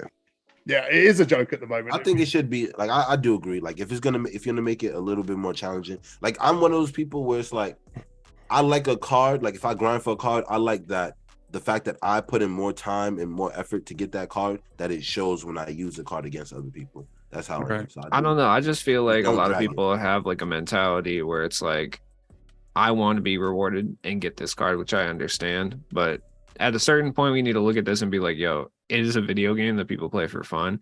Mm-hmm. Not every card needs to be. Yeah, but no, it's like not, dude. Sitting there and grinding your life away to get like a tiny reward is not the video game experience. No, we didn't say make it super hard. We said make it a little bit harder. No, but my concern is that like the whole of MyTeam is kind of geared toward this, like stay on the game as long as humanly possible and you will be rewarded. If you come on here and just play it halfway, you're not getting anything, right? So I feel like making it harder just kind of it'll hurt the mode. I mean, like, 1% of people. Let me respond to that because I've been trying to say this for about 20 minutes. I'm gonna like shoehorn it in now. So this is actually a great time to talk about this. So Ty obviously came into this year this season very hot on the season, right? Like very positive about it. He kind of 1v10,000 the entire community. And I'll be honest, I thought what you were saying at the start was ridiculous too. I was like, I don't fully understand what the point is. Like, I was annoyed that all the game modes had lost their kind of rewards and all of this, but I got it in the last week. So this is what's changed for me. So it's interesting that this directly links up with what you were saying, Lutz. I have never played, since I've played MyTeam as a mode, I've never played it less than I have in the last 3 weeks, which is not a bad thing, right? So I came off the Larry Bird grind and, I got him pretty early. So I was burnt out, right? And I didn't realize how burnt out I was until I started playing it less and started having free time to do other things. I remembered what my wife looked like and all that stuff. Like, things started to change in my life. But when I say I haven't played it much, let's talk about the Luna grind. I AFK'd 70% of it, 80% of it. Just load them up, let them get on with it, and check back in whenever I'm ready to do the final bits, get 35 points, whatever. It was, in a lot of ways, the easiest grind. We had days where you just had to enter a locker code. That was all there was to do on the game. Also, that kind of FOMO has gone away. So the thing that I was most critical of, which is like, having to get clutch time done to get that card or whatever, that's all gone.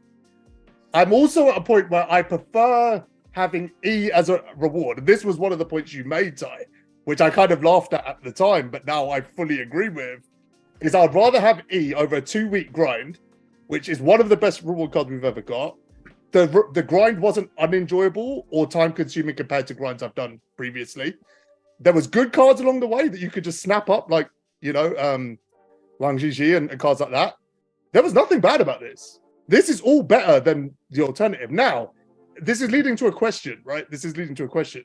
Because to me, the answer is both. Before I ask this question, but let's live in a world where both isn't a possibility. Would you rather have the E grind the way it is with daily cards coming along and we get E at the end of it and the grind is exactly the same, or cards back headlining game modes? Now, like I said, the answer is probably both, but if you had to pick one, which would it be? The way it is currently. I'd take it the way it is currently if the players are consistently rewarding. I think this E grind was basically perfect. I think it's about the best event they've ever done in terms of it being somewhat-ish kind of challenging, but not super hard and very manageable still time-wise. Rewarding cards throughout. Not every day was hard. Not every day required you to do a lot, but some days it was an hour. I mean, it's not that much. And then it rewards you with a really good card. Wait, where? Comment section, slander them. Get on Twitter. Hello? Y'all slander me? Look, Ty, you just picked a bad time to be reasonable, okay? I feel like if you actually agreed with you, this would have gone a lot I better. actually agreed with you, Ty. I just didn't want to say it because I didn't want to catch any sort of flack. I was like, I'll just let him. I know me. I like me a good 5v1, man. I'll take that. I'll take that challenge. Yeah, every he does. time. But the problem to me with the game mode rewards is it always takes so long to get them, and by the time you get them, they're not nearly as good as when you thought initially at the start of the season.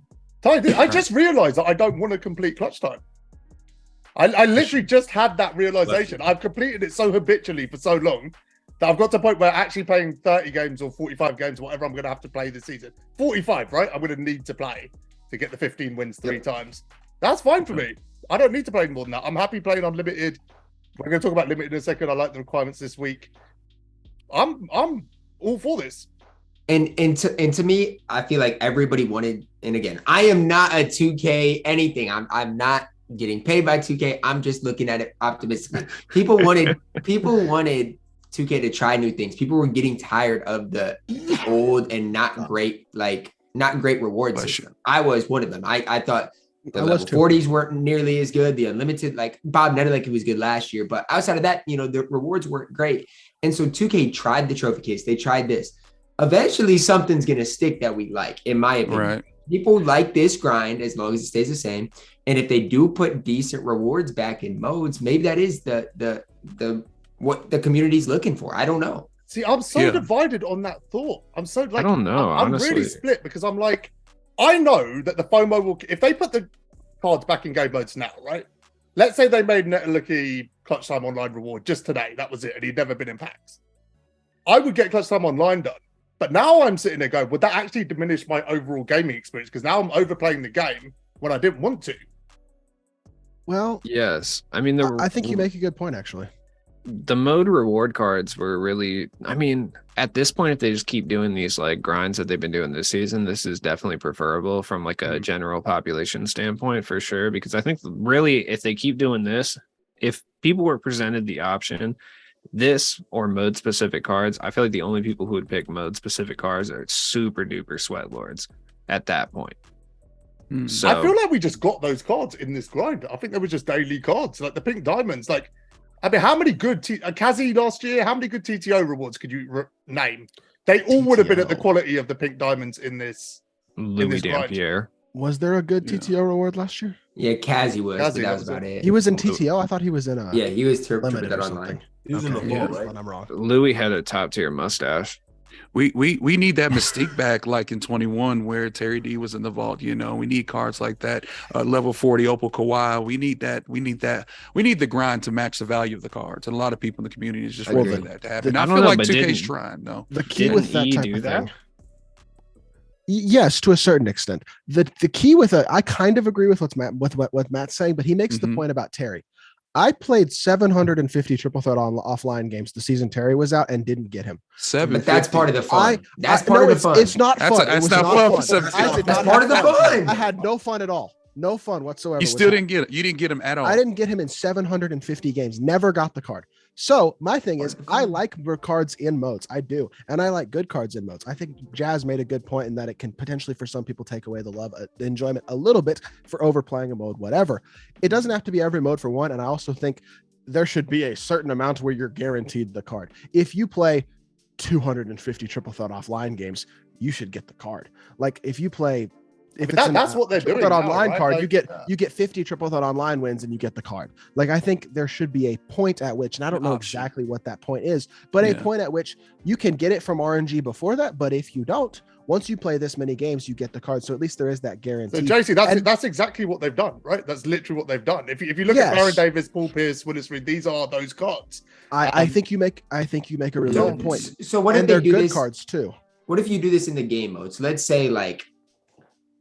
say, for example, a Galaxy Opal Ricky Davis is the clutch time or unlimited reward next year. What if there's like a 0.5% chance, like 1 out of every, or 1% chance, one out of every 100 vaults open, you get him. But at 23, I know it's a lot, but at the very end of unlimited, or even like 13,000 unlimited points, whatever it is, that's when you get it. Would y'all like that and that in specific modes? I'm not mad at that. Like it's better than playing 750 games. Damn good. He has to be really good, like worth the grind, like you were saying. I think you can do it both. I know Jazz was saying pick one. I think you can do both because none of the players that came out yesterday, none of those 5 players are the best card at their position. But JaVale McGee's a top 5 center. Willis Reed is pretty good. He's got a good release. Kukoc is a great shooter and has good size at the 3. Pierce is pretty good. And Barron's one of the best small PGs in the game. Great slasher, fun to use, and a good defender. These are all good cards. They're all top 5 to 10 cards at their position, but they're not the best card at their position. I'm fine with that. I think you can have that. This event is phenomenal. They've done a really good job with the Yi, and starting off this raid, they've done an amazing job. I don't think it would be that much harder to make 6 cards each season that are top 5 players at their position and put them each in a mode. I don't think it'd be that hard to do that. Do you think they're going to keep this up for the rest of the year, or they're just doing it for this? I hope they do. Should. I don't think they will. That's my honest opinion. I do think 2K, MyTeam specific, likes this shorter season. 6 weeks is too long for MyTeam. I don't know about Park. I've never been there, and that's hard that since they created Park, whatever. But I think 2K likes this full throttle type of thing. And the community likes it. We've been talking about this for a few weeks, right? That the game, everything, the data, all of this stuff is all geared towards casuals and newbies on the game. Right. And the content right now is purpose-built for those people, and it's on the money. It's absolutely on the money. And what's interesting is it's turned me into that person. The guy who was grinding for Larry Bird 5, 6, 7 hours a day, getting annoyed because I was overplaying the game, overplaying the gameplay, all of that stuff, was exposing myself to that stuff way too much, was just in a bad place probably 3 or 4 weeks ago, wasn't particularly enjoying myself. Now I'm like, every time I get on the game, I enjoy it. I step on, do what I need to do, and get off. Like I just load up, play unlimited. So by gearing the game towards casuals, they've got a lot of sort of the more hardcore players starting to play like casuals. And I think even they're realizing that this is more enjoyable, that you don't have to know life this You don't have to spend 15 hours a day on this just to get anything out the mode. Because the one thing I'll stand by, it's the trophy case is probably the most unrewarding thing I've ever done in a video game. That was really bad. Really bad. To outcome. I mean, Dr. J, that's you a hell of a say, take, boy. I'm with you. Yeah, I don't disagree. I was just so unrewarded for Larry Bird to be really the reward. bad. Dr. J's nice, but the grand prize is Larry Bad. And now I just lost out 2 weeks of an easy grind and got E. It completely dominated the game mode for 3 seasons. It went way too long and it was not nearly rewarding enough. Talk about it. I feel like maybe I'm wrong, but they want to get that finished up completely this season. That's part of why, in my opinion, that's part of why we didn't get new rewards is they want everybody that didn't get the trophy case done to just get it over with. Yeah, they need to come through and get rid of that win games with 10 players from each team thing. That needs to go. They want people to that's true. I agree. It's like limited this week, literally. That's my only issue with how their implementation of the trophy case. I mean, yeah, you could say it is limited this week, I guess, but I guess you could just remove it. That's my only issue with the way they implemented the trophy case in general this week. Other than that, the season, I mean, compared to the tone of our last episode, is definitely a little bit different. I feel, I'll be honest, I was talking to Jazz after Ty went on his, let's say, I don't want to say hype spree, but like positive thinking tour for a little bit. And I was like, he's wilding. There is absolutely no way that this is about to be good. And I was totally wrong. No, fortunately, but I was wrong. Well, I think I could have been completely wrong, but I think 2K heard the community. Like I was, and I'm not going to go too in depth with my conversation with Six Man Sam, but he was at the Timberwolves game when I was there last week. You guys might have saw the picture, whatever. People were commenting 2K. People were trolling. Anyways, there's some conspiracies. We're gonna talk about that conspiracy in a second. I was asking him just a little bit about like, you know, what goes into it and stuff. And I was like, well, yeah, like, and he was like, well, what would the community, like, he obviously knows the community. He's like, and he valued my opinion. He's like, what would you like to see? And I was like, well, like I listed some things and he's like, well, we obviously like they hear you guys. And that's what I'm saying. Like they listen and they don't want people to hate their mode. Like that's not their goal. No. Obviously 2K's main goal is to make money, obviously, but they want people to enjoy playing it too. So, I mean, I'm just glad for my sake, more than anything, they made some adjustments. So people can get off my case a little bit. But I always saw the vision of what they were trying to do. I think this next 2 weeks was executed better than the first two. Because the first two, we didn't have all these pink diamonds and the rewards right away. That helps out a ton. Yeah, I do. That helps out so much. Did you ask him if he ever got my tweets about Greg Ostertag? Did you ask him about that? Sadly, I didn't, but next time I will for sure. I can confirm he has. I've been his ear about it for months. It wasn't a good look, by the way. For a very short period of time, you hyped 2K in a way you've never had before. Posted a selfie with Six Man Sam, and then let DFS beat you in a tournament. So. Yeah, that's where the conspiracy came from. Hey, it was a rough last about week and a half, but you know we're back. Now we're back. I was gonna keep making videos, you know, hyping up what they were doing, but you know, I'm not even gonna do it now because now if I still did it, people would slander me. So I'm just moving on. I'll record a gameplay instead. What are people gonna say? I think the podcast has validated you. I think you're good. Thank you. Yeah, I appreciate everybody that stuck up for this, and you guys can get slandered instead of me. Go on, Josh. I wanted to say, like, having this conversation this week, definitely, because like I was speaking to Jazz the other day, and I was just kind of telling him like the state I'm in terms of playing this game and like my headspace. I really just didn't feel the need to want to play this game anymore. But then after seeing like the positive reviews that E card got, sure. E. So nobody can pronounce it. Okay. I just forgot for a second. Yes. That card, the lunar effect card guy. It was like, okay, so they're actually listening. And then it really made me think like how important this podcast is. Like you said, it's not us just yelling like, oh yeah, this card is bad, dude. But like having a genuine conversation. And I think I also brought it up too. Like I said, sometimes people would complain about something but not offer a valid solution. And I feel like now that we're offering valid solutions, they're like, okay, you know what? We can listen to these people because like they're not just telling us this game is bad. Like, okay, the game is bad. What do you want us to do to fix it? Like, I feel like anybody like Josh, the thing that you're talking about is like super complicated, right? Because there is a gray area where change happens, right? This is with anything, right? There's a gray area where change happens, and that's what this podcast is. I think the tournament last week was that. I think the stuff that Ty is doing with DBG now is part of that as well. I think there's a lot of organic things that kind of build a kind of culture of positivity in this community. And I think there's two things specifically that do damage to that repeatedly. And that's anyone at an extreme end of the spectrum. It doesn't matter which side you're on. If you say everything 2K does is bad, or if you say everything 2K does is good, they are the major problems that we have with this game, because that is is biased, irrational feedback. It just is. No one is built like that. No one's brain works like that. It's forced. It's not real. But there is this whole spectrum in the middle that 2K are interested in. They're genuinely interested in hearing what that middle group has to say. So when you say, you know, people are always going to complain, I don't think that's true. If you say, you know, people are going to defend everything they do, that's also not true. It's these platforms that they listen to. It's, you know, 4 or 5 guys chopping it up, talking genuinely about the game, that have experienced the things as well, because that's a lot of what you get. You get a lot of people attacking a bit of content that they've never engaged with. Like you're sitting there, Josh. Like, did you do E? Did you do the grind? Nah, I looked at it. It didn't seem like something I wanted to do. Like, so that is your feedback about E, right? Yeah. You looked at it. That's the entirety of your feedback. But you will have someone who hasn't done it that says this is terrible. It's not fun. It's not enjoyable. How do you know you ain't done it?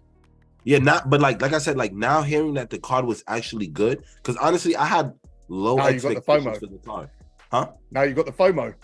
Yeah, I'm like, damn, now I don't want to miss out. Like now I want to actually go and grind the game. Yeah.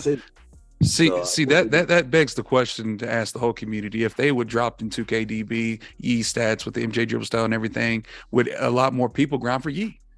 Yeah, I don't know for sure. I don't know. 100%. They're gonna make the decision. They're gonna make the 100%. They're going to make the decision on the event before the event even starts. At that point, if the cards all drop at the beginning, like, I'll be honest, I don't think Ray Allen is going to be that great. I think, in all honesty, he's probably going to be the 4th or 5th best shooting guard in the game, probably. I don't expect him to be a top 3 card, but I don't think that's inherently a bad thing. I think some people, and I'm just expecting it, it's going to happen in 2 weeks when he's not the best card at his position. People are going to be mad. They're going to be like, oh, I wasted my time. Right. People's expectations at times are too high. It's just the way it is. Not every card can be the best card in the game. It's just the way it is, because there's only 5 positions. So not every I feel like that's reasonable, a top 5 shooting guard. And the hard part with Ray is he's 6'5". So I mean, yes, exactly. That's you can't make him, even if you change things, better, or if like nearly better than Vince Carter. Like it's just going to be hard to make him, right? So that's, you know, it's but so you can make him solid, well. and as long as he's that, I'm cool with it. It's so like selective, I think, these things. Like, because someone could say they got Zach LaVine, right? Say they grinded out level 40. It's the first time they'd ever done that. And then they drop Ray Allen, who's an easier card to get. Ray Allen's better than Zach. Those people will kick off. Then you got the people vice versa, right? The people that did the opposite. And they're like, well, why is Zach better than Ray? Because Ray's a newer card. Like, there is a scenario there where people are just gonna complain anyway. But it really comes down to what you chose to do, how you chose to use your time, what cards are important. But yeah. Right. I think a lot hinges. I prefer this one. Already to the E1, because we've got the game mode cards, right? We've got the ball pierce and all of that. I think that's already better. I also got 2 Javels in like 4 games, so I think the RNG. You have RNG god luck for some reason. I don't know. Is that lucky? Did anyone else get? That is very. No, I've never gotten anything except Danny Manning once. I got I got Stephon Marbury on somebody else's account that I was grinding their unlimited for you on Thursday. I got Stephon Marbury on his account, so technically I got an RNG card, but not for me, which was cool. So I feel like a lot of people just complain about this game in general from a content perspective, regardless what comes out, because the gameplay, they don't enjoy the gameplay. But touching back on what Ty said earlier, from a gameplay perspective, right? Do you think the gameplay is actually so much worse than it's ever been? Or do you think that potentially the gameplay, at least from like how a casual plays, is basically the same, but there's not that like gate kept method to always score on them like there has been in the past with like tween, quick stopping, peeking and stuff like that? Like, that stuff doesn't exist anymore. But like how somebody who's like a casual player is still going to play the game the same way. Do you think that might have something to do with it? Contributes for sure. I think there's a big difference between a tween and a speed glitch. Well, even the tween and everything else, honestly, because the tween took way less skill to use than all the other. Yeah, ones. I just mean But like something I that kinda like see your what you're saying, average yes. casual person doesn't know about Right. that would give a person who plays this game a lot and knows things an advantage over them. Well, I think We don't really that's have something that this that's- year, I feel, right? I think that should be a thing, though. Personally, I think you should be rewarded for if you're one of the better players and there is a competitive side to it. There should be a skill gap. But I think With I think things there- like quick stop. I think there is. It's just not in the forms. Well, there like that. kind of is, but it's not as big as standing it was. dunks. Yeah, Yeah, but it's not in sure. the form of Standing like dunks before and just dunks, like- knowing like a combo Kind or of, a Josh. Wait, thing to standing do. dunks is a skill gap? To a certain extent, yes. It 100% is. If my friends loaded up this game and I didn't tell them that, nobody's gonna know that is a on Nobody's next gen. standing No, dunked okay, until my- nobody's standing dunked until Nike did it last year. No, Right. my view on it is being able to stop it. Can you stop standing dunks? I feel like they're super OP. Maybe Oh, you I'm can not stop it able- if you will get a good wall up. Generally, they don't Yeah. trigger, especially with the new paint patch. If you get a good Okay. wall up and play good defense, they triggers a lot less than it used to. But I'm just saying it's hard to get those blocks because y'all remember how Yes. everything used to get blocked. What was it in 22 or 21? Standing 22 dunks was, definitely. 22 it was Chase kind, downs, standing chase dunks downs were were kind of the good. way to combat that. And even this year, I mean, The thing with skill gap, Josh, it's not only what to do, it's also what not to do. So the skill gap is also not knowing not to jump when that standing dunk is there. Yeah, that's my biggest hurdle. Is That's knowing also what a not skill to gap, do. right? Okay. All right. That makes sense. Yeah. Guys, should we talk about Yao? What about him? Yeah. I don't He's- think we- Well, he's too early. They brought him out I too early. I'll say mean, that. Way too early. yeah, he's just too good for how He early is. he He'll be the brought best He center in the game. didn't for 3 need to months. have 80 speed. I promise he didn't. He could have had 55. It would have been fine. He's good to July, August. He'll literally be the best center in the game until April. Do we I've actually seen think people- that's the case, though? Do we Oh, really 100. believe that? I'd be Yeah. surprised if he isn't. He's almost as good as the Galactic Taco that came out in May last year and was the best center in the game at that point. That's Like facts, he is though. ridiculously good. for The, this the, time of the, the the year. one thing I will say though is if like Taco could negate Yao, or if we get like I don't know, they could just drop like a 7. Let's Is say a Kareem, Galaxy Opal Kareem that can shoot? Is he outdating Yao? if he has a new Exactly. release, he's better. Yeah. If I he don't has a know. new release, Yeah. he's better than Yao. He I don't is. know if If he they is. fix it. He is. I think he's more mobile too. So like a Kareem He is would more definitely mobile, be. Well, Yeah, but the next- I he would remember be last 6'2". year's Kareem, the way The he used to like, size thing. But though. but to The jumps in JC's the point, corners? Yao is 7'6", so you know. Yeah. It's They would have to crazy. drop like a Simbalar or something crazy like a 'Cause Sean remember- Bradley if they have rights Yeah. or something like The That homie- Dark the Matter homie Taco Mirasan. had an 83 ball and 80 Yeah. speed, just like this Yao. He had better badges and stuff like that, but he's a 7'6" center who can shoot and has pretty good speed at this point in the year. It is too early for that because I he can agree. compete against 95 speed centers who are 6'10". He just Mhm. can. Who's that? Taco. Who are you talking about? Oh, Yao. The Yao. taco that we got last Yeah, the year, amethyst. All right, okay. the opal taco or dark matter taco we got in May last year is very similar statistically to the Yao that we just got. Right. There's no in one that can January. compete with Yao at this current moment. As Who are far the as- options? We could get Sean Bradley, Murasan, Taco. We Sim. get any of them Manute. glitched. There's quite a Sim. few options, isn't there, to compete with. Yeah, you could argue even Depends like a what they do. Mark Sabonis Eaton? or Mark Eaton? Mark yeah, Mark Eaton, Eaton. yeah. Yeah. but But he's then- like but then- 7'4". But then they have to have a good release. They have to be fast. They have to be able to do the things Yao. If they Like, can Yao do has a that- really good release this year too. They can make it We happen. get Mark Eaton's release from the Invincible last year. I think we're good. I don't know if we're getting that. Well, maybe. I don't know. It's possible. I'm just saying he came out really early for how good he is. He He did. did. He Yeah. came out extremely early. That was my worry when I saw that car on the database that morning. I was No. like, oh no, 80 You know what it made me speed. Like, With the way paint defense got buffed, and then for them to, because I feel like they'd have dropped Yao before they buffed it. Man, GG. Yeah. Wall would've been It was a gone. Yao Man, back. There would have He been said the wall would have Man, been gone. this would have been no stops. to be Gone. had. None. no stops. None. Renovations, man, like it would have been bad. I'm telling you. I just feel like Gone. he probably has the same longevity of like leap year T-Mac in 20. I mean, people were still running him as their MJ and Luka main last shooting year. guard. Yeah, Yeah. MJ and Luka last year. But T-Mac to this day for me was probably the one that had the most longevity out of any card, at least that I can remember specifically, unless we're dating back to like, Kristaps in 2K15 or something. But I remember people in like June still running leap year T-Mac on God squads. Yeah. Like I feel like Yeah, I don't I do know if too. Yao is going to be that guy because they have to one up themselves. You know what I mean? Yeah, I got a question about this actually. Kind for, of. for Ty and JC. You know how you guys prefer players that are slightly taller to a player who's not slightly taller? Yep. Do you not Yeah. think that's the most boring thing in the world? How do you fix it? It's a good question, but do you not like, just from your playing perspective, building a squad? It is, yeah. I would love to have Derrick Rose be the best point guard in the game. That'd be cool, but how do we fix it? It's a good question. I don't know how, like, it's because, like, I mean, even we get late in the year and guys like Kobe and MJ aren't generally all that good unless they can play point guard and have perfect SIGs, because even 6'5", 6'6", that becomes small later in the year. Like, how do you fix it though? Do you think They would have to implement some type of system where smaller people run faster than bigger people, and even then, I don't think it would like work what that about well.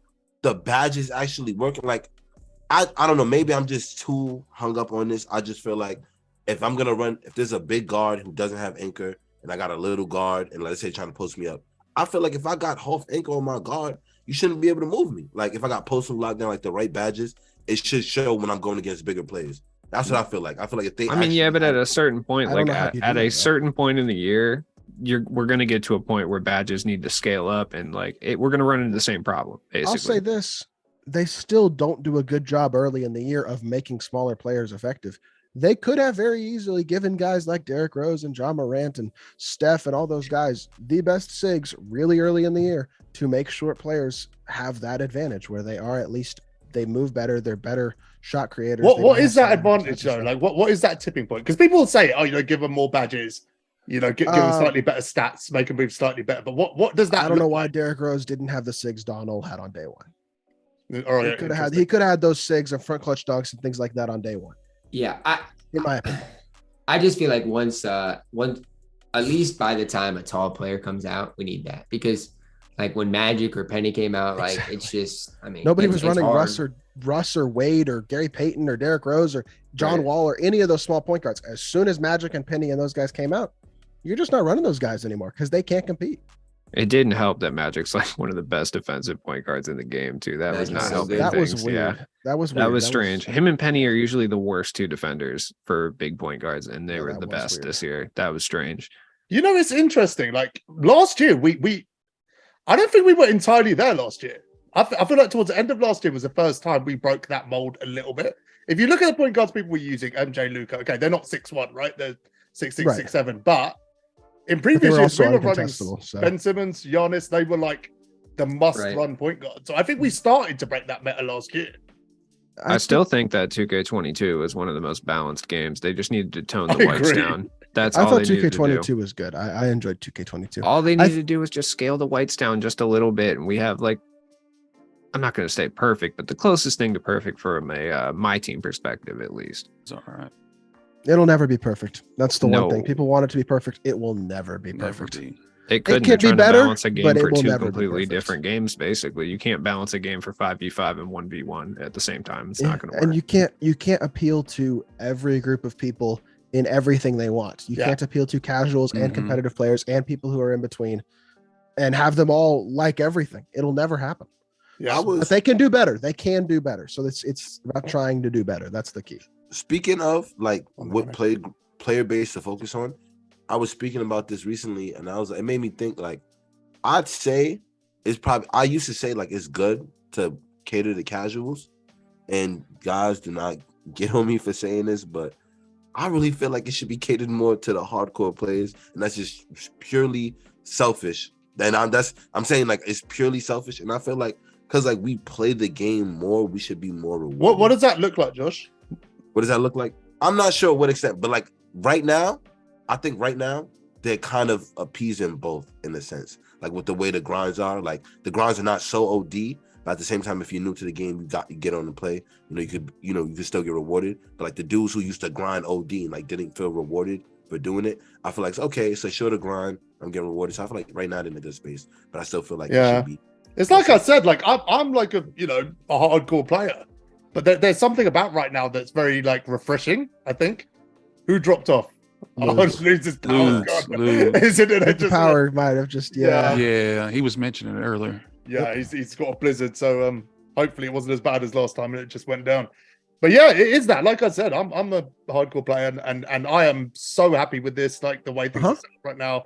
I'm playing 20 hours of FIFA every week. I haven't done that in years. My canola field looks lit as hell in Farm Simulator. Like all this stuff is coming together, and I don't feel like I'm missing out. I feel like, and alluding to what Ty was saying, man, the 2K's really, they're trying.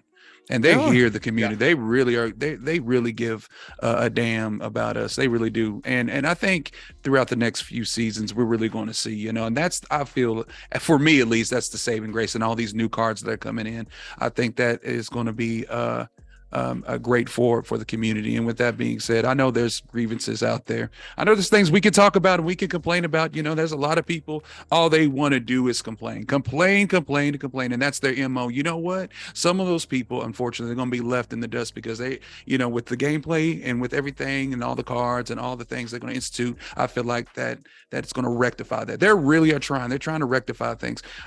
For instance, I love the way they're doing Evos each week, which, first and foremost, if they really want to rectify the trophy case, Larry Bird needs to be Evo immediately. Okay, let's go ahead and keep that up. Please do it. Right, yes, not now, please. but right now. Every single trophy case card should get an Evo, in my opinion. Everyone, I think. Yeah, everyone. And if there's one who's on top of my list, it got to be Patrick Ewing's release. It's got to be his release. No one cares about that. Oh, nobody cares. It should not be refused. Hey. No, even if nobody, why would they put someone's release on slow? Like, that just makes no sense. Yeah. Like, But no Draymond's release on slow too. Bro, I'm is. so annoyed that Splash didn't cook med with Ewing, bro. Like, I'm so annoyed.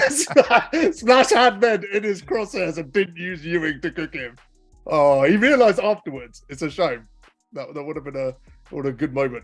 Right, yeah, Larry Bird needs updated. You're right about it. It's just 100 immediately. I'm never going to stop saying it. It should have happened 2 months ago. Yeah. Right. Say that again. 2 months ago. Exactly. It should have happened 2 months ago. It should have. Before 100%. last polls was the time to update. It should have happened before he ever came out. It became clear quickly, looking at the card before he came out, that he wasn't going to be the best card in his position. Right. And I'll say this: like I was saying earlier, not every card has to be the best card at their position. It's impossible. Yeah. This card should have Has been to be. the best He's card the in the grand game prize. by a mile. He's the He should have grand been Tim prize. Thomas. He should have been the best card in the game by Yeah. a mile when he was made available. Does everyone how long agree it it's the was hardest to get grind that we've ever card. had in the game? Does everyone agree? Easily. Well, the It's up taco there. spotlight grind in 2K21 was Yeah, hard, Gauntlet was but- tough. but not as hard as this. I would say you could argue collector level. Yeah, Collector level grinds. I mean, you could buy your way to that. You know what I mean? Kind of, I guess. If you buy your way to it, I mean, that discredits it. But I mean, I remember Actually, that's a really good question. Let me ask you that. Go ahead. You know how we kind of celebrate achievements in this community? Mhm. First Yeah. to this, first to that. When you guys know that those achievements have been gained through illicit activities, does it change the way you feel about it?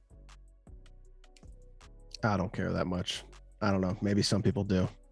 I don't really care, honestly, because I don't grind, so I don't care about who's first or not. I think it matters more to the people who are doing it. Yeah. Who are trying to do it legit. For me personally, I've never been. I'm going to try to get the first of this or the first of that. So I guess it doesn't affect me personally. I do remember, like in 2K20, the Kobe grind, when RJ Watts used a guy who was on PC's account to do gameplay with that card. And people had been like, wasn't controversial at all.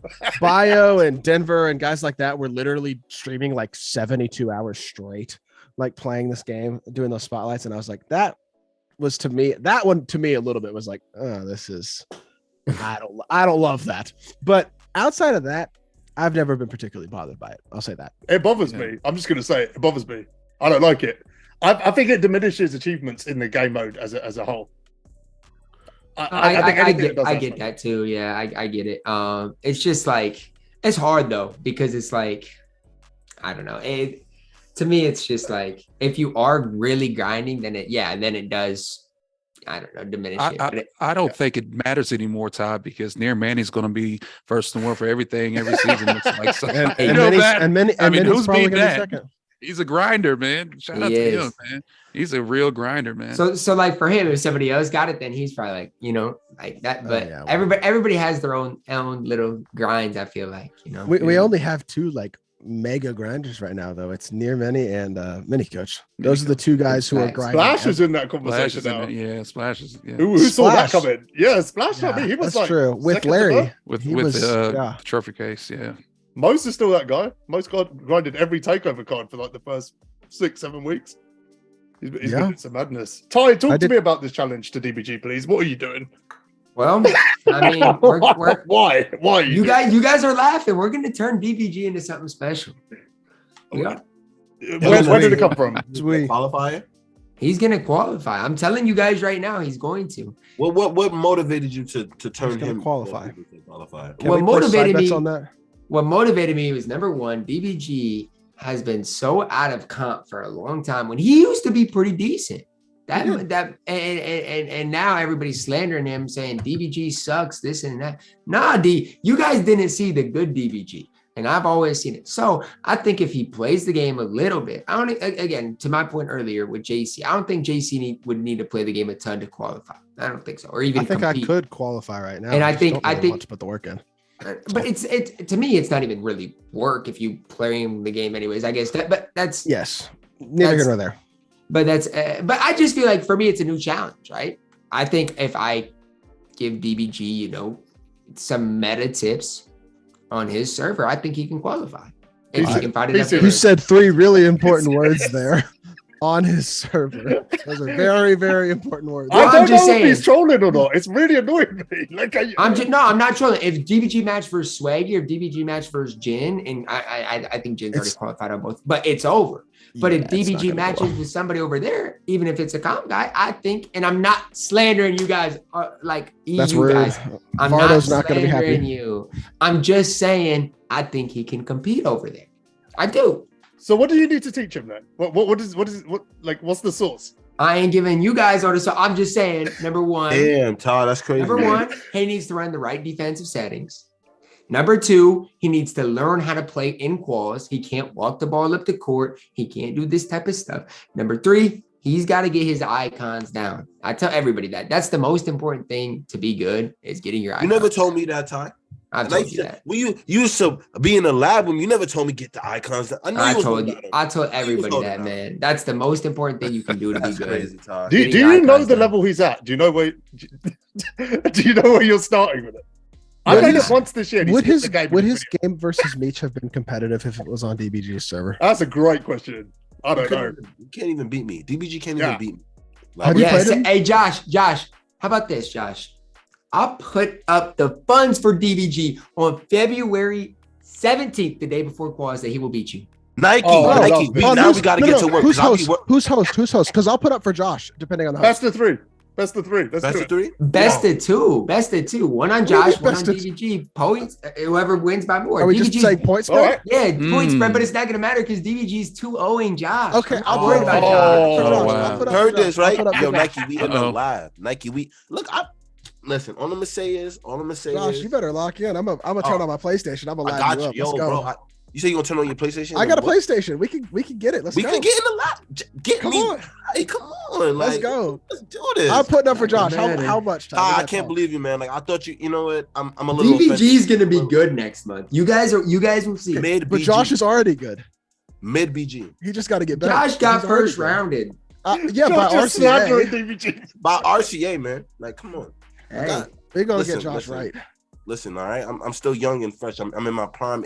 I thought you were just talking earlier how you were aging. We're the same age, Ty. We're the same age. Yeah, but I never said I'm old, man. Nah, no, I am old, but I never said, oh man, I'm old. And now you're back.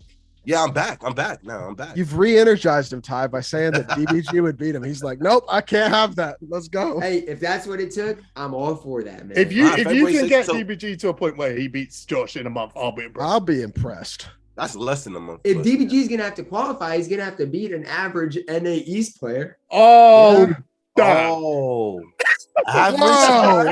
was a shot. I'm offended. He just put you in with all the other gremlins on your side. Yeah. All right. Wow. You know, if it was anybody else, I'd have said put your money where your mouth is. But because it's you, I'm not gonna drag it. Hey, this is the first time I did. You put your money. You put it up versus DBG. I want to put up for Josh. All I'm gonna say is, after I beat DBG, I'm coming for you next time. That's all. So how about this? You beat DBG, all those money, put it up versus me. Whoa, Ty. So this is a creative. He's trying to figure out a way to get money. Trying to get DBG's money. He's trying to get his bread back. DBG's gonna beat him, so I'm not even worried about it. I'm just saying. Listen, man. If it comes, make sure you in that live. Make sure you in that live, Ty. Here you go. Oh man, Matt, who you got? Josh or DBG? Man, I have no comment, man. I am not. Listen, my name is Bennett, and I'm not in it, man. Look. I'm not fooling with you don't y'all, even believe in me. That's crazy. No, it's not that. I'm not He even just fooling with signed y'all, DBG man. up for a wager, and he has no Man. idea. Josh, I believe in you, Josh. You know what? DBG still Let's does go, me 'cause Josh. he We're in the lab. challenged me on the podcast. DBG said he don't Oh. back down from anything. He's So still ducking me, man. Like, it's been like a month now. Remember that? He said he's gonna play me when he get a PlayStation. I love how we started this podcast saying like we need to chill on the toxicity towards DBG, and ended up matching him with the most toxic person in his own community. To be fair, the Crocs came off, so I might have whatever energy I was containing might be slipping out now. So the Crocs did come off. Oh, you put the Air Force Ones on?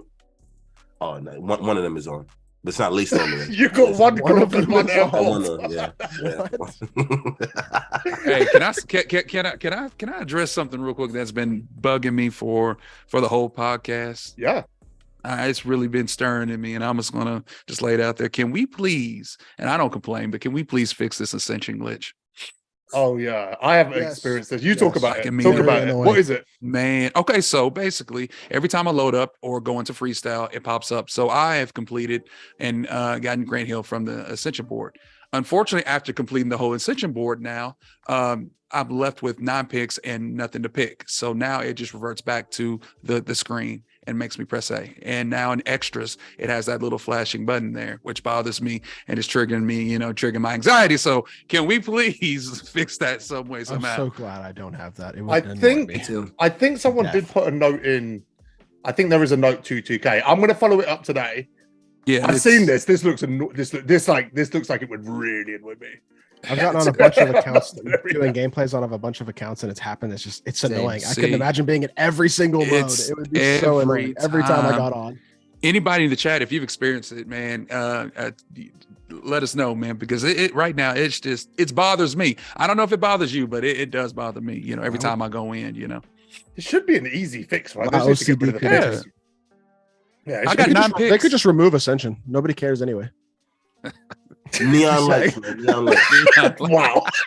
I mean, I got Grant Hill. I'll take a free Grant Hill. I won't complain about it. Okay. Okay, maybe not.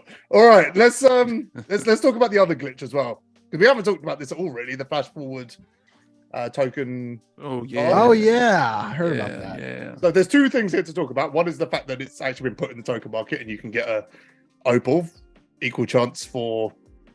Is it 1,000? Is it 1,000? 1,000 tokens. Yeah, I believe it's 1,000. Can you yes. choose who you want, or they choose for you? It's an equal chance. You just get whoever you get. It's random. Out of They the say six Mike and so. Mike and So yeah, you get George Mikan a lot. Is it equal chance? Has anyone seen anyone get? Well, It probably is equal chance. Last year, I remember bet when they it did is. equal chance last year's equal chance packs last year? Those were legit. Yeah, they were. The Tuesday cool. drops. That was a Yeah. cool promo, by the way. It was. Yeah. The glitch is annoying. I mean, I think it's been a little bit gassed as an issue. Right. A little bit, but yeah, it's annoying. And yeah, I'll probably put something in, I think, today about that. We also got moments cards in the token market. Anyone we want to? did. Yeah, we got all the moments cards back, didn't we? That's a dub. It's cool. I wish they dropped more moments cards, but Let me see I here. agree. There's a lot I of mean, they stuff could people say drop a quite moments card apathetic. every Damian single Lillard. day. Damian They could Lillard literally got drop a moments card every single day. By the way, they need to touch that card immediately. Oh, I'm he sorry, is Dame terrible. Lillard. He's horrible. God, that's bad. They made him Uh, bad. 250 tokens for opals, 125 for pink diamonds, 60 for diamonds, and for the Emmys it's 30. So and then 50 for ruby, Keldon Johnson. If you didn't do that, I mean, it's not bad. I think with the token market, I feel like they need to go ahead and make it rewarding as they did in past years like 20. But they're trying. I see they're trying. I mean, that is a dub. So Yeah. Ty, what's your opinion on Trae Young? Oh, Well, he's got I had good a passing record. accuracy. Remember? He does, yeah. 96, What right? Or did you something like just say? that. Todd, what did you just say about his? He has that what? Anyways, I heard Hey, That's accurate. he's like this is what I'm saying with these level 40 cards. Can we not make him as a level 40? Like that was really bad. That was the worst level 40 we ever had by a mile. never. By a mile. Bro, I don't like I Trae Young in saw real life either, DBG's. though, so I'm kind of just a hater. If they I saw switch DBG's Pippen and gameplay. Trey, Yeah, that's what they need to do. Swap them around. I saw DBG's gameplay on Trey, and he said, "Oh, you're laughing at me, but wait till you see Ty's." And I was like, "There's no way Ty's is worse." It was worse. That's the It's man bad. you're helping. It was That's the man you're helping. and then I used it, and it was even worse. It was just, Dude, yeah. it's horrible. I just wanted It to get was your bad. thoughts. I got one more thing for us, guys, unless anyone else has got anything else. I want to talk about what I think is the most positive thing about this week, which is the limited requirements. I love it. So as I went off on the last podcast, me and Josh, like we saw the vein in Josh's head, all of that stuff, talking about limited. And this week it took me 13 wins, which is the longest it's ever taken me outside of that week. Still he made a noise. Hold on, I'm finished. I really liked it. He's already gone. The one Air Force One is on and he's gone. I really liked it because I like the requirements and I'm going to play more. Like, even though I got the ring, I'm going to play more this week. The thing about these requirements is you get to use cards that you were never going to use. Like, I went off with Rafer Ulster this week. That was the guy that I was hooping with. I was using a Magic Squad and he went crazy. I would never have used that card if it wasn't for this requirement. So I really like limited requirements when they force us to use cards we don't usually use. This is the point where 7 days a week now makes sense because I can have fun with it. I can run a Knicks squad tomorrow. I can run Spurs on Wednesday, whatever. This has just opens up a whole kind of flood of creativity. This is great for content as well. I'm sure people make videos. This is just good. This is just objectively good. And it's the first time it's ever taken me over 10 games to get a ring. And I enjoyed the process. I agree with you. Like like you said, using cards I never use. I'm actually happy that I get to use because first I was trying the Thunder team. I was really trying to go about it in a sweaty way. I was like, you know what? Let me have fun. I'm a Knicks fan. Let me use my Knicks team. And I could really use the Knicks current lineup for the most part. I've never used this Emmanuel Quickly card, and now I have a chance to actually use him in limited this week. So I'm actually really looking forward to doing that. And I think I'm actually gonna stream my limited run. Yeah. What team is everyone using? I don't play limited. Okay, that's I used to play limited, but then I decided that I played limited literally up until last week. And I was like, I refused to do because I thought there was still the takeover players option pack in limited. And so I wanted to complete that so I could get the gameplay with the new takeover player the last Friday of the season. Right. That was $20. Yeah. But now that's not a thing. And it takes way too long to get your ring sometimes. And I don't personally enjoy it very much. Maybe I should give it another chance, but I've never enjoyed limited. It's for me personally, it's always been like a hassle. I got to play these games, get my ring, and then I don't have to play it till next week. That's how it is for me, JC. But I used Tim Thomas and got a few quits and got my ring. So that's the team. He was like, to hell with fun. I'm gonna get Timmy. I was watching Shake stream and he was like playing limited. And somebody had Tim Thomas and they went into settings and Shake was like, Shake was like yelling at his mic at this guy because he was sweating with Tim Thomas. And it was hilarious. Yeah, he did that to Josh once. He flash balls him. It was rough. Have you got Matt? Did you have something? It looked like you wanted to add something. No, I was playing with the Bucks as well. Jazz, how many games did I play yesterday? Oh yeah, you were in the 20s. Oh okay. Lord. Yeah. Okay. And that's why maybe 30s. It was like 6, 7 hours. I won 15 games. I won JC. That's why I don't play it. I'm saying 20 plus. I saw the ring game 1. I ain't seen it in 20 plus games, y'all. That is so tough. Yeah. All right, guys. I think I'm going to wrap because the Royal Rumble's about to start. So yeah. Hey! Shout out to WWE 2K23. I got online gameplay. I need that word life thugonomics, man. I need that immediately. I need that cover. I just requested my early copy, man. I'm getting on that game, like content-wise, everything. Guys, like I've been thinking from an OurTeam perspective, right? We've got the podcast, we've got the tournament, like we've got all these kind of collabs going on. Do you think it'll be fun to run like a Royal Rumble with like 30 content creators from NBA? Hey, yo, I'm spamming a high knee with Triple H, bro, the whole time. You're doing what? You're spanking a what? I'm spamming a high knee. The high knee. Is that still in the game? The high knee? I know, like a couple years ago when I used to play, when I play with my friends, like you can run with Triple H and you just like run and just knee people in the face the whole time. Oh, high knee. Okay, I got you. High knee, yeah. Yeah, that's how I see what Jazz heard. All I heard was I'm spanking the high knee. That's all I heard. No. Spam it. I'm gonna do that the whole time. I'm gonna win it all. I better not see TyDeBo or two-way Roku on that ring. It's a content creator. Man. Listen, I got my belt ready. Look, I'm getting Macho Man. Hey, it's going. Ooh, yeah, the cream of the crop. You need Josh's glasses from a few weeks ago. Those busted ones with the one. Yeah. I might do that. I'm gonna hit up a few content creators over the next couple of weeks. We'll do it before the next game comes out. But I think it will be hilarious to stream like 30 content creators in one Discord. Just let me ask the chat first and foremost out there. Who's your favorite wrestler? But in the podcast, who's y'all's favorite wrestler? I want to know. Ty, Ray. You said Ray. Rey Mysterio. Wow. I mean, I know he's a bit weird now. Yeah. But yeah, the Ultimate Warrior when I was a kid was like that guy. I back in the day when I was in, I used to love WWE. I was Triple H and Shawn Michaels. They had like the D-Generation X. This is you trying to act like you don't know exactly what it is. Like you just do the dance. Do the dance. You know he's still got the fingers. One time. Nah, do the dance. It just do we end it on the socket from TyDeBo? Nah, JC, who's your favorite, bro? Probably Steve Austin, Stone Cold. But I was never like a huge WWE guy, to be honest. I think if you are, you're not. The Rumble, you just got to watch the Rumble. It's always a madness, isn't it? You had any honorable who had the best finishing move to you guys? Like I like Shawn Michaels. Like I thought that's crazy. Like kicking somebody in their face. Like, Sweet Chin Music was nasty. I ain't gonna lie, but it would be the little leg tap. You go. I ain't gonna lie. I like Charlotte Flair's figure 8. And me personally, I think that's a tough move. You know, what I'm Randy Orton, of course, the RKO classic. The RKO. The best finisher ever is specifically when Stone Cold used to do a stunner on The Rock, because The Rock used to do like 6 backflips.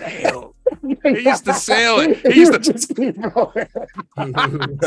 Apparently, he used to do it on purpose to try and get him to break character. I heard that recently, but yeah, that's it. Oh my god! I'm gonna go watch a Royal Rumble. You guys had a good time? Me too, man. It was Yes, fun. sir, man. It's been a fun one for sure. Yeah. We'll catch you on the next one. Peace out. Peace, guys. Peace.